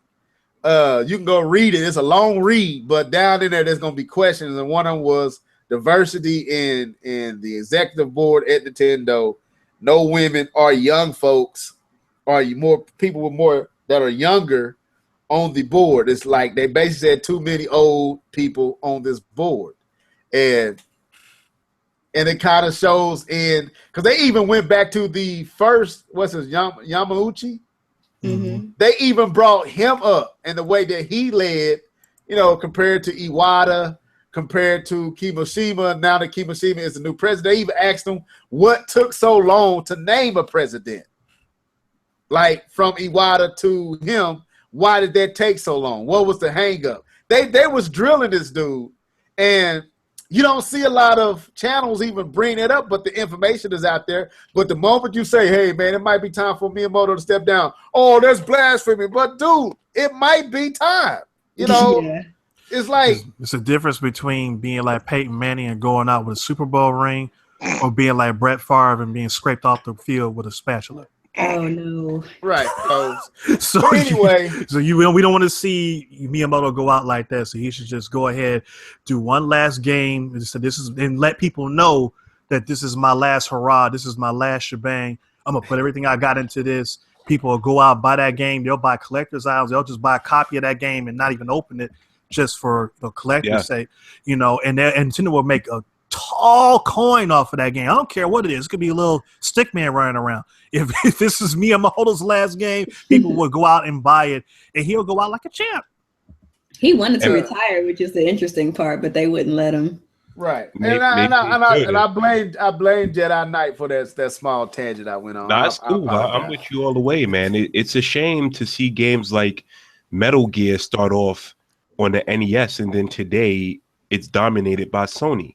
It's tough to see Final Fantasy 3 on the SNES and it's dominated by PlayStation. It's like Nintendo had it all and they squandered it because of decisions that they made, such as going with cartridges instead of CDs at a particular time, and not really thinking outside the box. That is the problem here. They're not thinking outside the box, and now it's getting anemic to the point where nobody wants to push games on their platforms, and they continuously attempt to give you the same repackaging of the same characters over and over and over again. I don't want to play Super Mario Tennis, Super Mario Olympics. I want Madden, or I want a Nintendo version of football, because that's really what I've been looking for. I just want a different type of football game. How do you not do this? And it goes. Keith said it on in the live cast. He said, "I just want to stop letting Miyamoto be the final voice." Yeah. I just want to say, and I said that. I think that's what I mean by step down. He don't have to leave, but he shouldn't be the final say, because maybe Miyamoto's ideas are like that old dog. You can't teach new tricks. He don't care for first person shooters. He has said it. He don't care for these type of games. Like, matter of fact. And I want to get off this. I want to get off this so bad, but it's so good. I was reading through, and they got to talking about what the other companies were doing. And this was an older investors meeting. And this is one older than the one that I'm talking about. And they were saying how the other guys, Sony and Microsoft, they have the first-person shooters, the third-person shooters, and all this over there. And we want to offer something different, right? And because the investors was curious, why wasn't this? The crazy thing here, people, is the investors are asking Nintendo the very same thing. Jedi Knight, D2K, John Shaw, Nia, myself, and K-Bump are saying right here. Where are these other titles, and why don't you have them? And their answer was, and they brought up Miyamoto and other individuals, and it was how they brought up how the other companies have these games and these games and these games. And we want to find another avenue to go down. We want to offer a different experience. But hello, you offer us the exact same experiences. We just love your IP, so we accept it. But eventually, you're going to the nostalgia is going to wear off, and people are like, I don't want another Mario. I don't want another Mario Maker. I don't want another this. I don't want another that. I want something different, and that comes with new minds that can give you the Splatoons and all these other experiences that Nintendo did. I don't even think Nintendo thought Splatoon was going to do as well as it did. I don't think they did. No, I don't think they did either. I don't think they did at all. No, when it blew up at E3, I think that caught them by surprise, and that's probably why the game wasn't really ready. But they wanted to capitalize on the hype, so they put it out and did something that they typically don't do. They updated the game to a finished product. Props to Nintendo for that, though. I heard that they really supported Splatoon, and all of the DLC was free. Yeah, it was. Yeah. So, anyway, let's move on. Let's move on. All right. So, Bethesda says no more reviews. They're not giving out review codes to reviewers' sites like the IGNs, the popular YouTubers. They're not sending out codes until the day before the day of the release. And the reason they gave for this, and I just want to get y'all thoughts on this. I thought this was kind of interesting and something good to talk about. The reason for this is they feel like they want the reviewer to play the exact same game the consumer that buys the game is playing, rather than giving them early codes. And then once the game come out, they have updates. First day down, content to be downloaded onto the game. So it's a different experience, and they don't want to send out codes anymore for reviewers. And this had a big backlash. So let's start with Shaw, man, since he come from this field, has done reviews, worked with some of these guys. What you think really going on here, Shaw, with Bethesda? Is it more to this than meets the eye? I know you know why I threw it at you, because I know you know. So go ahead. They all some bullshit. This has been going on. This other companies been doing this. They just didn't come out and say it. But other companies have been doing this for like the past couple of years. They've been slowly but surely stop sending out review copies, or they'll send it out after the game releases. And so they've been doing that for the last few years. It's because there's too many sites out here that just slandering the game, and then you come to find out that they didn't even play half the game. You got a lot of sites like that. Then you got a lot of the fanboy stuff, and then you got some people that just play it and just don't really understand what they're playing. And then you also got different reviews like, okay, if I'm a shooter, right? I don't like turn-based RPG. So why would I be reviewing a turn-based RPG? You get what I'm saying? and stuff like that, where people that who don't like that genre are reviewing the games, and of course they're going to give it a bad score because they don't like the game, and then they weren't going to like it in the first place, and so companies are tired of that, and so that's why they're going away from that aspect, and they don't need reviewers anymore, and also because they got Twitch. So yeah, they'll send it out to these guys the day of it releases, and they say, "Hey, we can show them playing the game, and everybody sees them playing the game. That still shows us in a good light, and everybody's gonna go buy it, and we can give it to them on day one. We don't have to get slandered 2 weeks before our game even come out." Mm-hmm. So basically, and I'm gonna throw this to DTK. And then lastly is what they said. So basically, they trying to avoid these crazy reviews cutting into their sales. That is what you're saying. Yep. All right, go ahead, D2K. What's your take on this, bro? I don't really have one because it's not really something that I'm into as far as reviewing copies and stuff. So I don't really have any intelligence on the matter. So you pass it to the next person. Okay, Jedi Knight. Same thing here. I understand why Bethesda would do such a thing. You don't want people trashing your game before it even releases. I think it's a good business move, but it's no big deal to me. Any company does it. A lot of times before I purchase games, I kind of look myself and see if it would be something that I do like, and it's typically after the game has already been released. So anything that is said, positive or negative, beforehand generally doesn't affect me in that capacity. Okay, all right. K-Bomb 20, you've been quiet for a while, bro. What's your thoughts on Bethesda not giving out review codes anymore? Yeah, and all that Nintendo talk, so I've been quiet. Go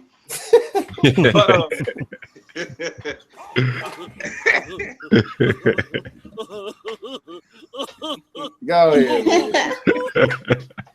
All right, so my thing is, I kind of understand where they're coming from with that. I kind of understand where they're coming from with not releasing. But my thing is, coming from a kind of a different angle, is how relevant is video game reviews now?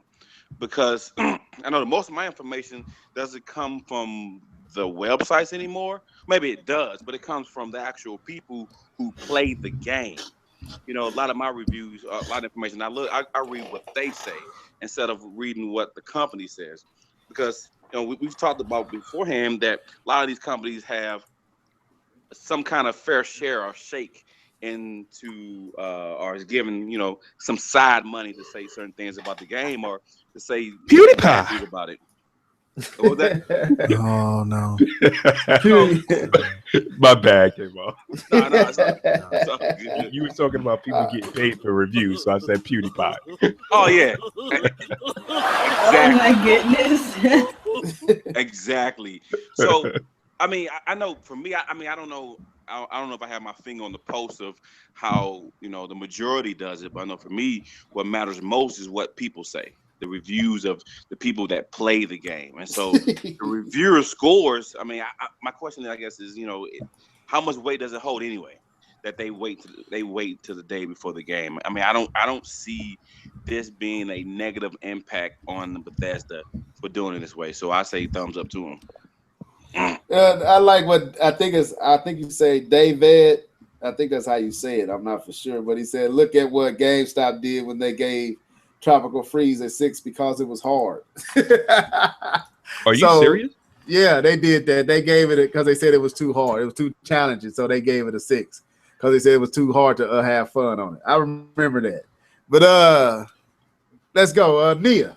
What's your thoughts on this? I think it's like I don't know. I'm not gonna say Bethesda in general. Bethesda, they make good games. They have like some buggy things going on there in their games, but apparently it's not like so bad to the point where the game itself is bad, if that makes sense. But I think that in general, though, it could probably set a bad precedent for people who do like legitimately put out games quicker than they probably should.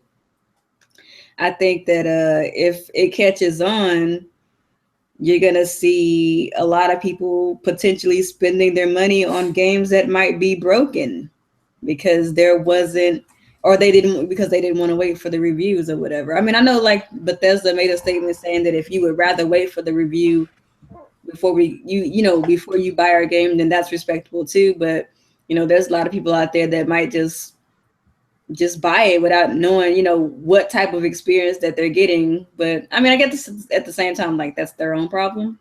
But on the other hand, I could see what everybody else is saying too, because they're like, in this day and age, gaming journalism is so sensationalized. It's like you don't know what's genuine and what's not. Right.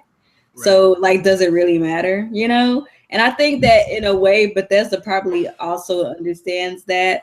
Like a lot of the time, a lot of these people will make certain headlines or make certain articles about these games, and they're not genuine. They're just trying to get clicks. They're just trying to get people to come to their site. Like, say there's a popular game that's out, everybody is excited for it.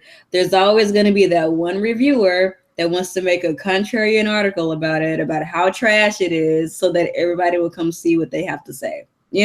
Like it's the same song and dance every time. So I don't know. I feel like it's two sides to it, man. But okay, all right. Yeah, I agree. I don't have a problem with it. I think actually Bethesda is smart. Why give these people free codes and all this stuff, and for they to reveal stuff? I feel like let the consumers be the judge. Hey, that's how I feel about it.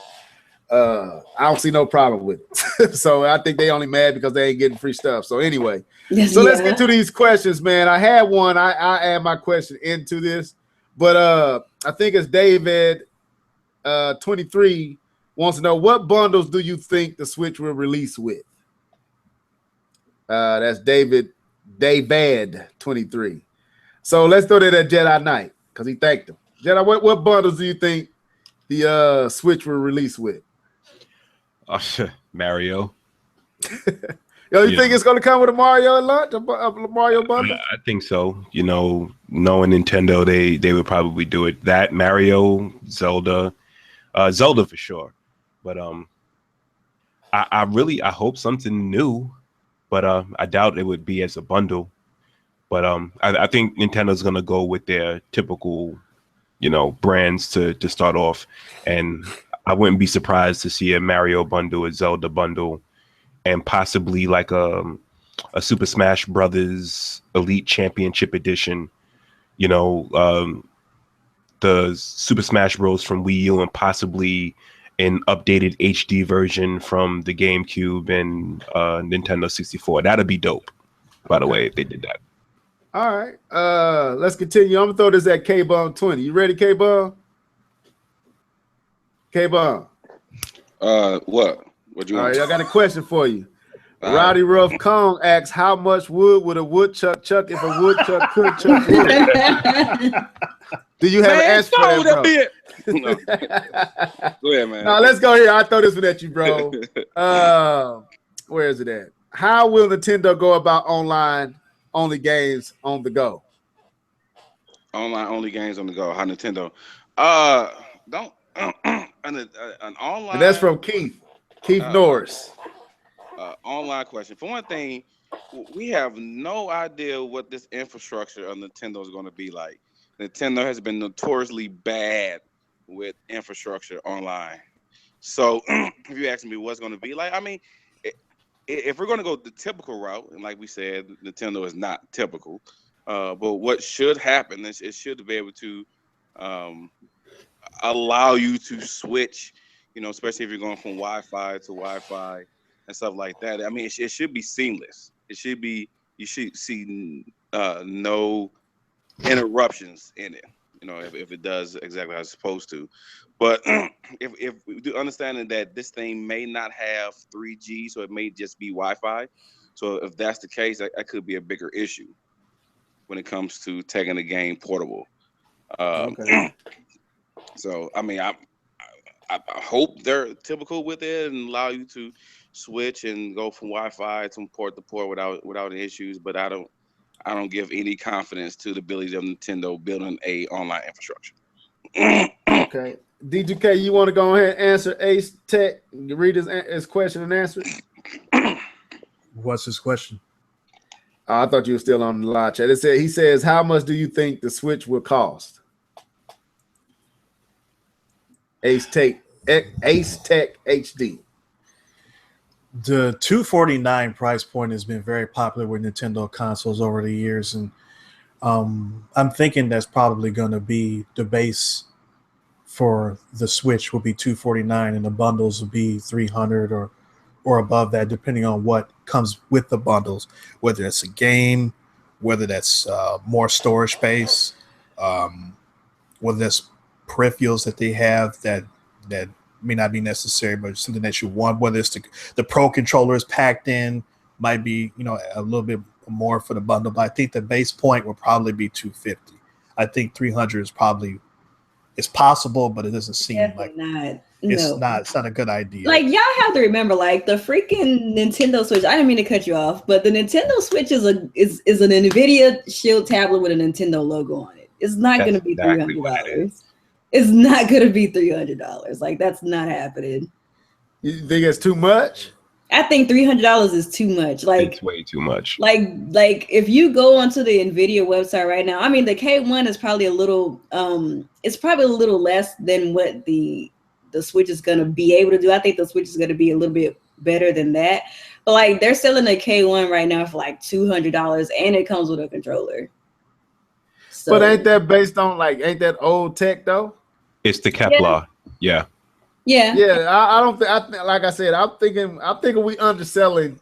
I think it's gonna be $299, but I think that because I think we're underselling the capability of the system. I think I don't assuming that it's something else when I think it's more than that. I just do. I can't see that, man. I just can't see them doing. I mean, do it for the base.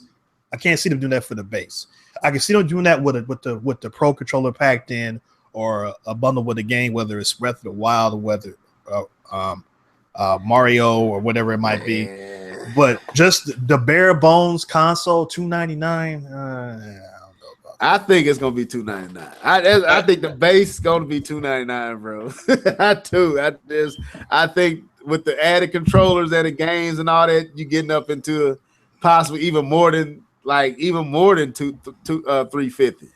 If I go to the store and see that, it's gonna be like. I mean, okay.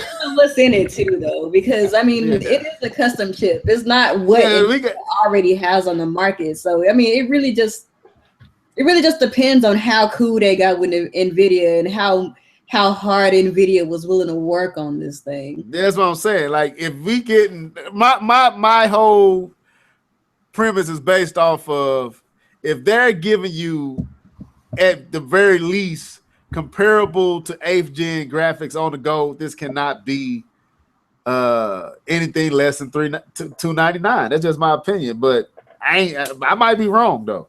If it's $250, I'm not gonna complain. If it's $199, I'm gonna praise the Lord right there. And where I'm getting it from, they might be like, "What is wrong with this dude?" I'll be talking in tongues and all kind of stuff. But anyway, but the rumors is that the Holy Spirit is up in here, boy. They're not going to sell this as a loss, though. That's what they're kind of saying, that the Switch will not be sold at a loss, and it's very, very, very hard for me to imagine that $199 is not a loss.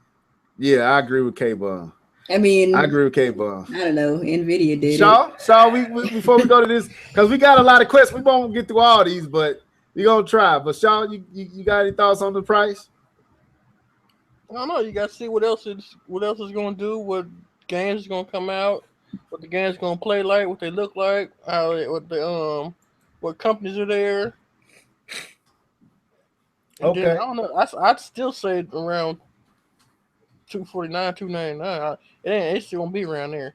Damn, I'm the only one with the super low price here. I know it's unpopular, but I'm looking kind of like $199, $249. I'm really leading towards that $199 though. Hey, Tech, you stop asking these debatable questions, man. John Shaw, I want you to tackle this one, man. Oh, no, I thought it was at Nia. What third-party dev would you like to see make a game on Switch? This is David 23 again. What third-party developer would I like to see make a game on the Switch?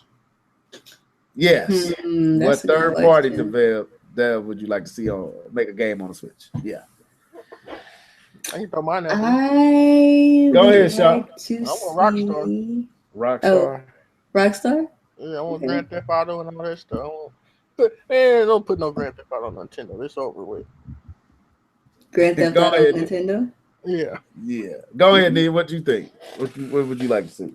Now, are we saying what games we want to see from a third party, or if we want like an exclusive game from a third party?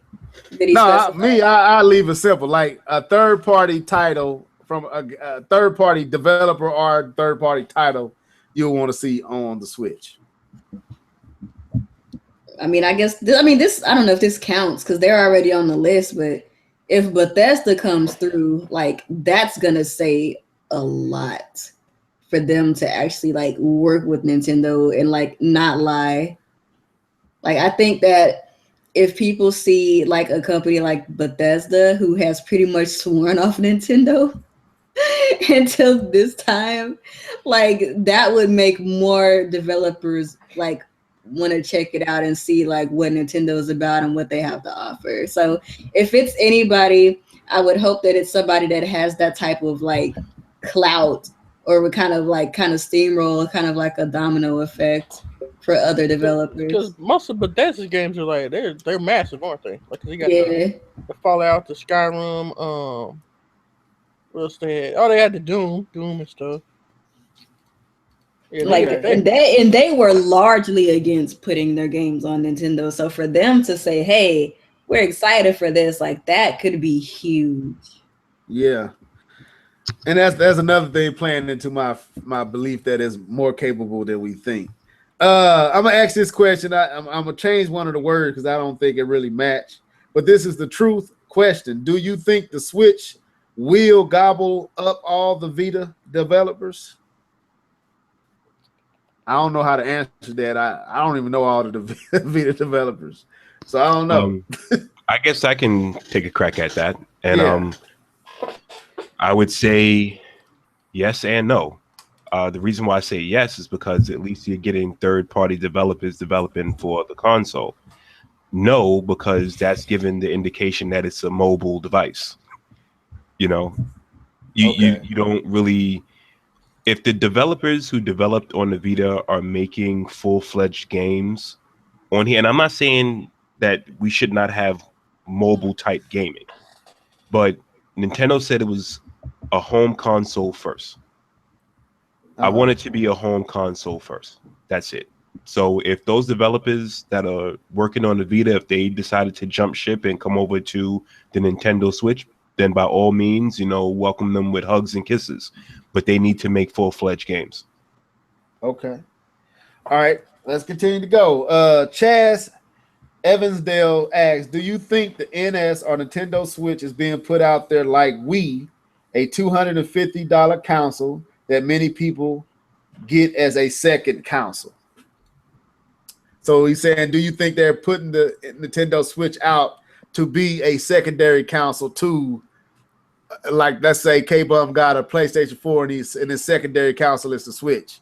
Meaning, like, do you think that's what their aim or goal is, or do you think they're trying to be number one in the house? Nintendo's been an and company since the N64. Mm-hmm. And a lot of that had to do with the aforementioned problems with the cartridges and the high expense to develop on those and the low capacity of the actual cartridges. So people said, well, I got to have my N64 because it's the most powerful console out here. Plus, it's got the top-notch Nintendo IPs. There's so many things that we take for granted in gaming today came from the N64 in terms of controls and in terms of gaming genres. But then after that, Nintendo said, well, let's just keep this going. Let's just be the and console. You had the GameCube, that was its own thing. You had the Wii, which is its own thing. The Wii U was its own thing. And the Switch is going to be its own thing. So I think Nintendo just adopted the philosophy of being the and company instead of being the or company. We're saying we're getting the Nintendo console or the competition. Because the last or console Nintendo made was the SNES, because you either had that or you had the Genesis. And because you didn't want for anything with the SNES. You had everything that you wanted. You had the graphics, you had the power, you had the third parties, you had the first party, you had the controls. Everything was set. There was nothing missing there. So as long as Nintendo has something that's missing, or other companies have those things Nintendo doesn't have, they'll always be the and company. Okay.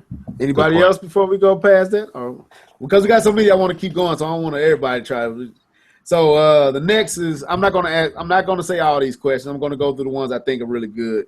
Rowdy Rough Kong asks, do you think smartphone integration will be in the Switch? Oh yeah. If DNA has anything to do with it, definitely so. Okay. What, anybody else? Think they're gonna have okay, because I don't like, is she saying, can I expound on that before you move on though? Yeah, like I'm just trying to ask, like smartphone, like I can use it like a phone, or I'm confused. I don't know how to I don't know what way to look at that.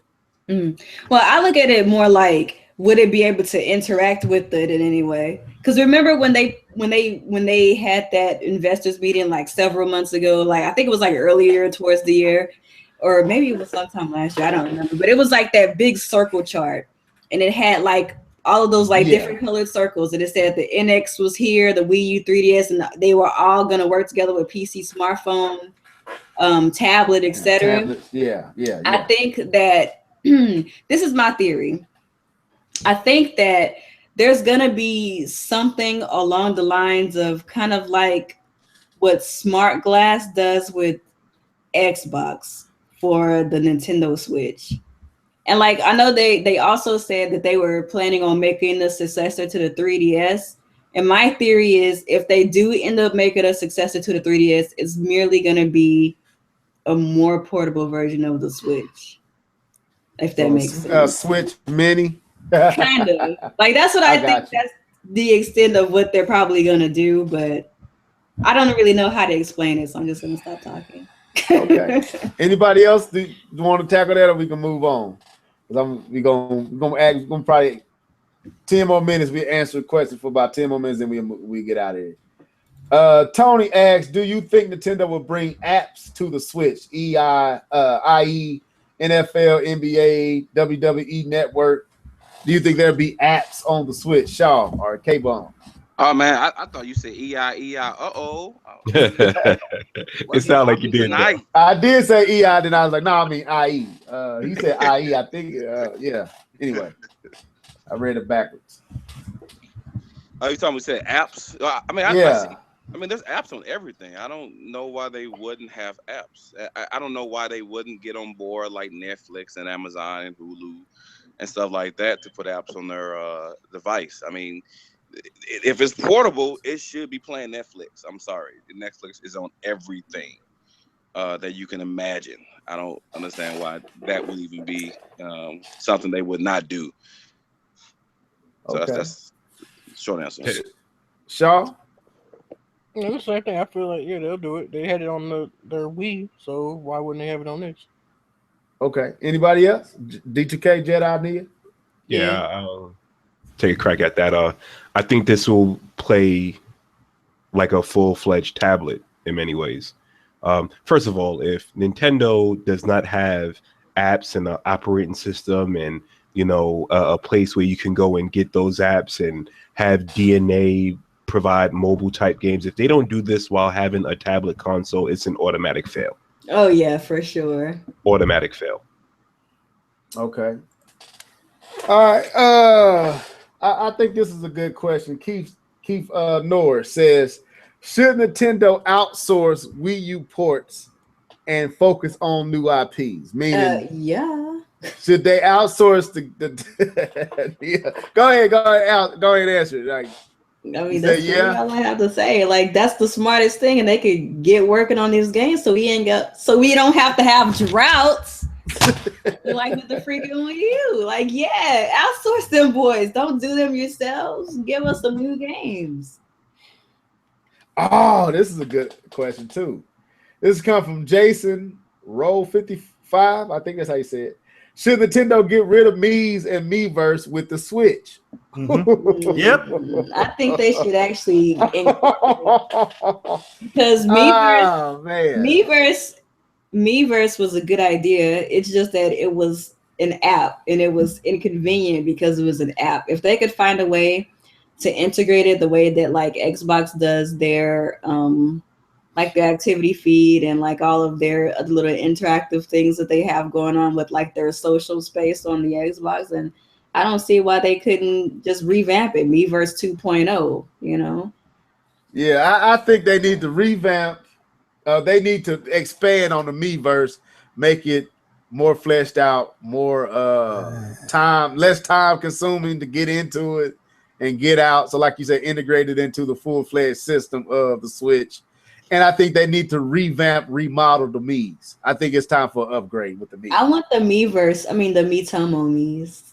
But maybe that's just my girly side because you can customize them and make all kinds of like outfits. I like that, but whatever. I don't think they need to make. I don't want to turn this into an estrogen podcast. No, you're good. What I was going to say, they can definitely do that. I just want to see them. I would like to see them maybe more 3D ish, like have a, like just expand on the graphical aspect of them, like maybe make them 3D where they're not 2D flat, like simplistic as they are.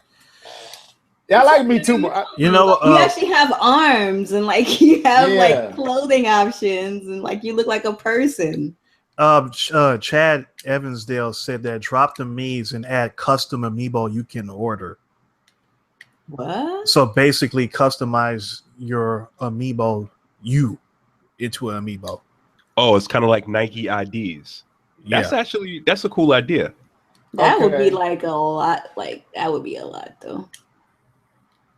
People will pay for it. Nintendo should do it. Well, like that would be like you design. They would have to limit the options though. Well, I mean, it wouldn't be like you can really sculpt it like you're playing with Adobe Mudbox or something, but right, but you can. It could be. I'm sorry, I didn't mean to cut you off. Well, I mean, like it's very simple. You design your amiibo, and then they can print it out, and then it works, and then you can use it for whatever. I mean, I guess that's cool. I don't care for that. Just let me like pick my outfits. Like that's all I care about. This is going to be the last question from the live chat, and then I'm going to ask the question I want to ask him to go get out of here. I think this is JC Groove. Is that how you say that? Hey, the homie Jason. Okay, am I saying it right? Yeah, JC Groove? JC Grooves. He says, and I like this question. It's going to lead into my other question, so that's why I chose it. And what's up, man? Because I see you on Google Plus all the time. Which Nintendo franchise that last appeared on the GameCube would you like to see return on the Switch? Eternal Darkness. Yeah, you got that in the live chat. So the last game that was on the GameCube that I would like to see return on the Switch. Well, if I'm gonna cheat a little bit, but this was on the GameCube, and I got two. One is Wave Race, but I don't want Blue Ocean Storm, whatever it's called. I want the original 64 version, like that. A new entry into that one, and Luigi's Mansion. That may be coming in. That's actually a strong possibility. I mean, we just got one on the 3DS, so it was like 2 years ago. And that's been rumored for a long time coming. You're so right. It sure was. Well, anybody else got it? I know D2K said Eternal Darkness, which I never finished. That that game freaked me out so much that I couldn't finish it. Like it just was too much for me, too much for my senses. Then they should wait until they do VR and then bring it back. Oh, you just said that. Level, you're a genius. I seen your VR video, and I wasn't gonna mess with it. I ain't want to touch on it tonight. I was gonna say that for another one, but yeah, Luigi's Mansion VR. It was absolute genius. The Switch is a tablet. You can just connect it to a headpiece. We've been talking about VR and everything, and nobody has seen it or thought of this except Level. And when I see the video, I'm like, this dude, you're absolutely right. It's already a built-in virtual reality console, if you will. Isn't it too big though? Like that screen is No. probably too big. Not, No? not, not, not a 6.2. 6.2 is not too big. If you look at the way the phones do it, the phones are around that size. That's doing the But you Samsung can make the phones. actual image that fit to the you can make the image on the tablet fit Yeah. the glasses, so you can, even though you got all that space, they don't have to use all of it. Yeah. So, but anyway, yeah, I was gonna talk about that Jedi, but I was gonna save it for another podcast. 'Cause I wanted to, Reach. but anyway, yeah, I liked how I added that Metroid Prime sitting in the cockpit of the ship. I thought it was pretty dope. I made sure the music was loud when it came on, so it catch you. I had chills when I did that. Wow. I got a question. Go ahead. So, has anybody seen a camera on there? There isn't one. Well, rumor has it that there isn't one. And On the then, actual we don't know if we don't know if it's motion controls either, right? You mean It's multi-touch? speculated that. Oh, I'm going to think it is because I was just thinking about something like Let's Dance, right?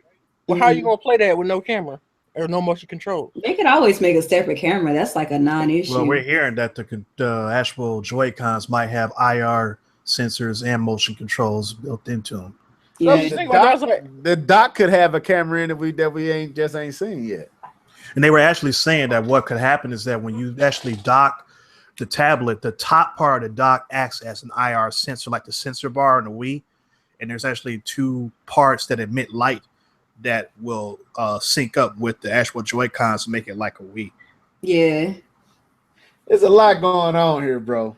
But no, my last question. I was just like, you can't play that game without certain things. And I'm like, that just don't.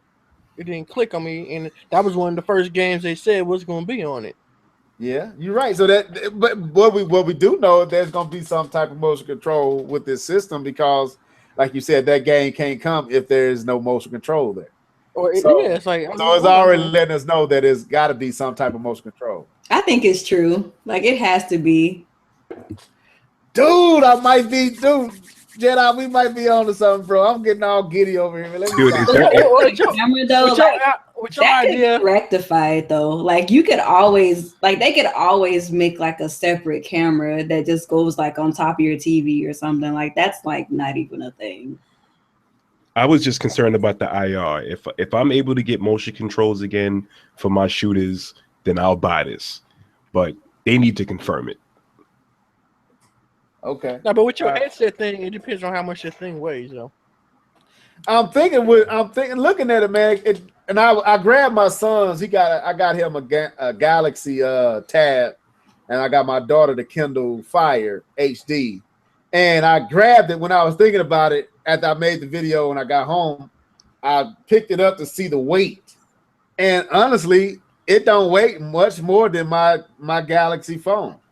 Just a little heavy. It ain't anything that would cause your neck to struggle to do it. And after I tried out the Oculus and the phone though. Well, wait a minute. After I tried out the Oculus and the Vive with K-Bomb, that headset got a little weight to it. It ain't super light. It ain't heavy, but it ain't light either. It got a little weight to it. So I don't think it would be a problem. But let me ask this last question, man, and we'll get out of here. And it might be something that y'all probably don't even care about, but I had it down. What is your most anticipated game for the holidays?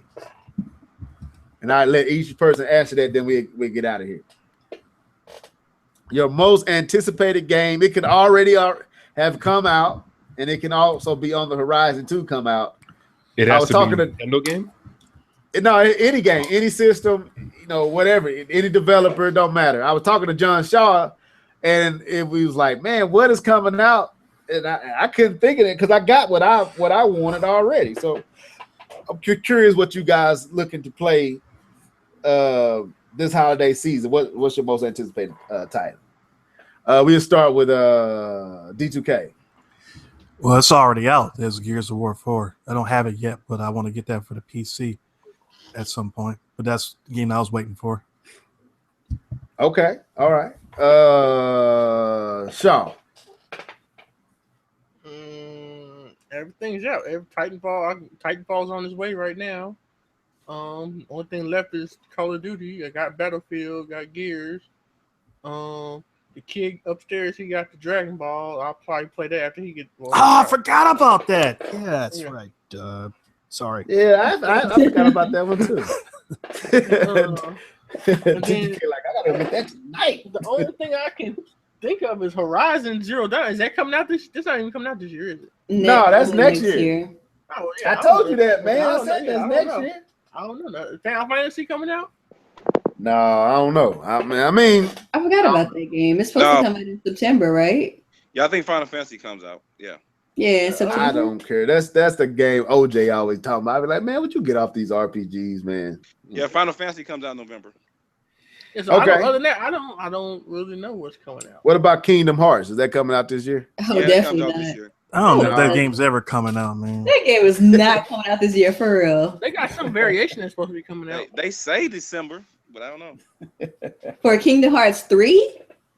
Yeah. It was some Kingdom Hearts game that I don't know. It was that pack. I know like 2.8 or something like that is coming out. I don't know about 3. Let's get Jedi Night Eye because I know it's getting late over. It's early over there, so let's go wrap this. Jedi, what you want to see? What game you looking for, or do you already have it? Well, now that I got my self a PS4, I'm gonna be getting Rainbow Six Siege. I've always wanted to play that, and the game that is not out yet is Call of Duty Modern Warfare Remastered. Okay. I'm interested to see that, but I've never played the game outside of the Wii. And once again, playing with K-Bomb, that second analog stick without it being the motion control is really getting me right now. It's been a doozy, but yeah, those two games I'm really anticipating, especially Rainbow Six Siege. That game, ever since I seen just the like at a loss of words right now, just that environment. It's not the typical first person shooter. I've been really excited for that game. Okay. I'm gonna say the best for last, the missed game her. So we're gonna go with K-Bomb 20. What's your most anticipated game for the holidays, bro? Sleep. That game is dope. Vacation. I like that game. Man, ain't nothing out, man. Some more shooters and some other stuff. A Last Guardian, which I don't care about. I mean, I forgot all about that game. Oh yeah. It's easy to do that, isn't it? Yeah.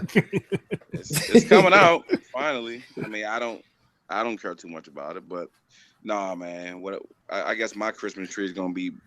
I'm gonna have some other stuff. There ain't gonna be video games because whatever's coming out this winter. I mean, with Christmas. I mean, I don't care for it. So okay. We're gonna go to Nia, the video game her. What are you anticipating this holiday? I mean, if I'm to be honest, I'm not particularly like excited for anything coming out this for the rest of the year. Like, there are some games I'm interested in, like Battlefield 1 is really good, Titanfall 2, but like nothing that I really care about. Like, I'm just super hyped about isn't like anything that I cared about was delayed until like next year. Like Horizon Zero Dawn and like The Legend of Zelda, like they're coming out at the beginning of next year, so that's pretty much what I'm looking forward to. Okay, like I'm in the same boat as most of you guys. Gears was basically it for me this year. I got everything I want, and I'm kind of like cool because I think the only thing I might get is NBA 2K17. That might be something I get for the boy on. I'm gonna have to say this low. I don't know if he's still up for the boy on the holiday season. That's it for me. I'm anticipating January the 12th because if what I said come true, bro, I'm gonna lose it. If it's a virtual reality and I did it oh man, I'm gonna go nuts. But anyway, well, that's been the podcast, folks. We're about to get on out of here. I'm gonna let these people sign out, starting with our guest, Nia. Video game her. It was nice and to have you on, and so go ahead and sign out. What is up, everybody? It's your girl, Nia, the video game her. Thank you so much for allowing me to be on the podcast level. It was definitely a pleasure. Like I said earlier, like I watch you guys week to week, and I think that you guys have some of the best opinions in the community, man. Like, you guys know what y'all talking about. It's a pleasure to just be in the mix of good company, I suppose. Okay. Oh, we definitely gonna have you back. You know, we definitely gonna have you back. It's always nice to switch things up. I'm gonna get this other guy, New York, because he's probably early over there. Go ahead, man. Yeah, it was a pleasure as it is every week, guys. And Nia, it was a pleasure having you here. And you know, I'm co-signing. You can come back anytime. Yay! Okay. Thanks. D2K. This is D2K Prime signing off, and as always, thank you for participating in the comment section and giving us all these nice questions. And I thank Nia for joining us this evening. It was a pleasure to have her aboard finally. You know, definitely gave us some diversity here on the show. Definitely like to have you back anytime. Thanks, guys. John Shaw. This is John Shaw. Peace out. Fucking New York. Bye. And K-Bomb 20. Yo, it's K-Bomb 20, man. Had a good time here. And Nia, my wife heard you talking. She was like, "Is that a girl?" You always got to do the trouble. Is that a girl? No. She was saying what? Because it was funny because she was talking about the day how she wanted to get on the podcast and she was coming up with a little nickname for herself. And she wanted to talk about her VR experience. And okay. You gave my wife inspiration. So thank you. You are welcome back next time. She should definitely be on though. I would be interested to hear her opinion. No. All right. And this is your boy, Levelhead, man. I enjoyed all you guys. You got a treat tonight. Not only did we have a guest with Nia, you had Jedi Knight on a Thursday, and I appreciate him sacrificing his time, his sleep to be with us tonight. Yeah, I don't got to work tomorrow, so it's all good. All right, cool, man. Because I didn't know if I was throwing things off when you showed up. I was like, man, this is gonna be nice. So anyway, no podcast Sunday because we got Jedi on tonight, so we don't have to do Sunday. So everybody gonna chill out, right? And we'll see you when we see you. Anyway, this was the Live and Level Gamers Podcast, episode 68. Until the next time, folks, it is a sayonara and a deuces. Peace.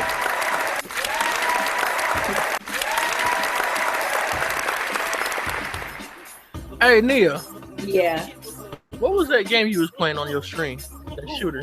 Which game? I mean, I played like 3 games. I know you was playing Paladin and the very first one though. Toxic. I'll type. Well, it has a free version.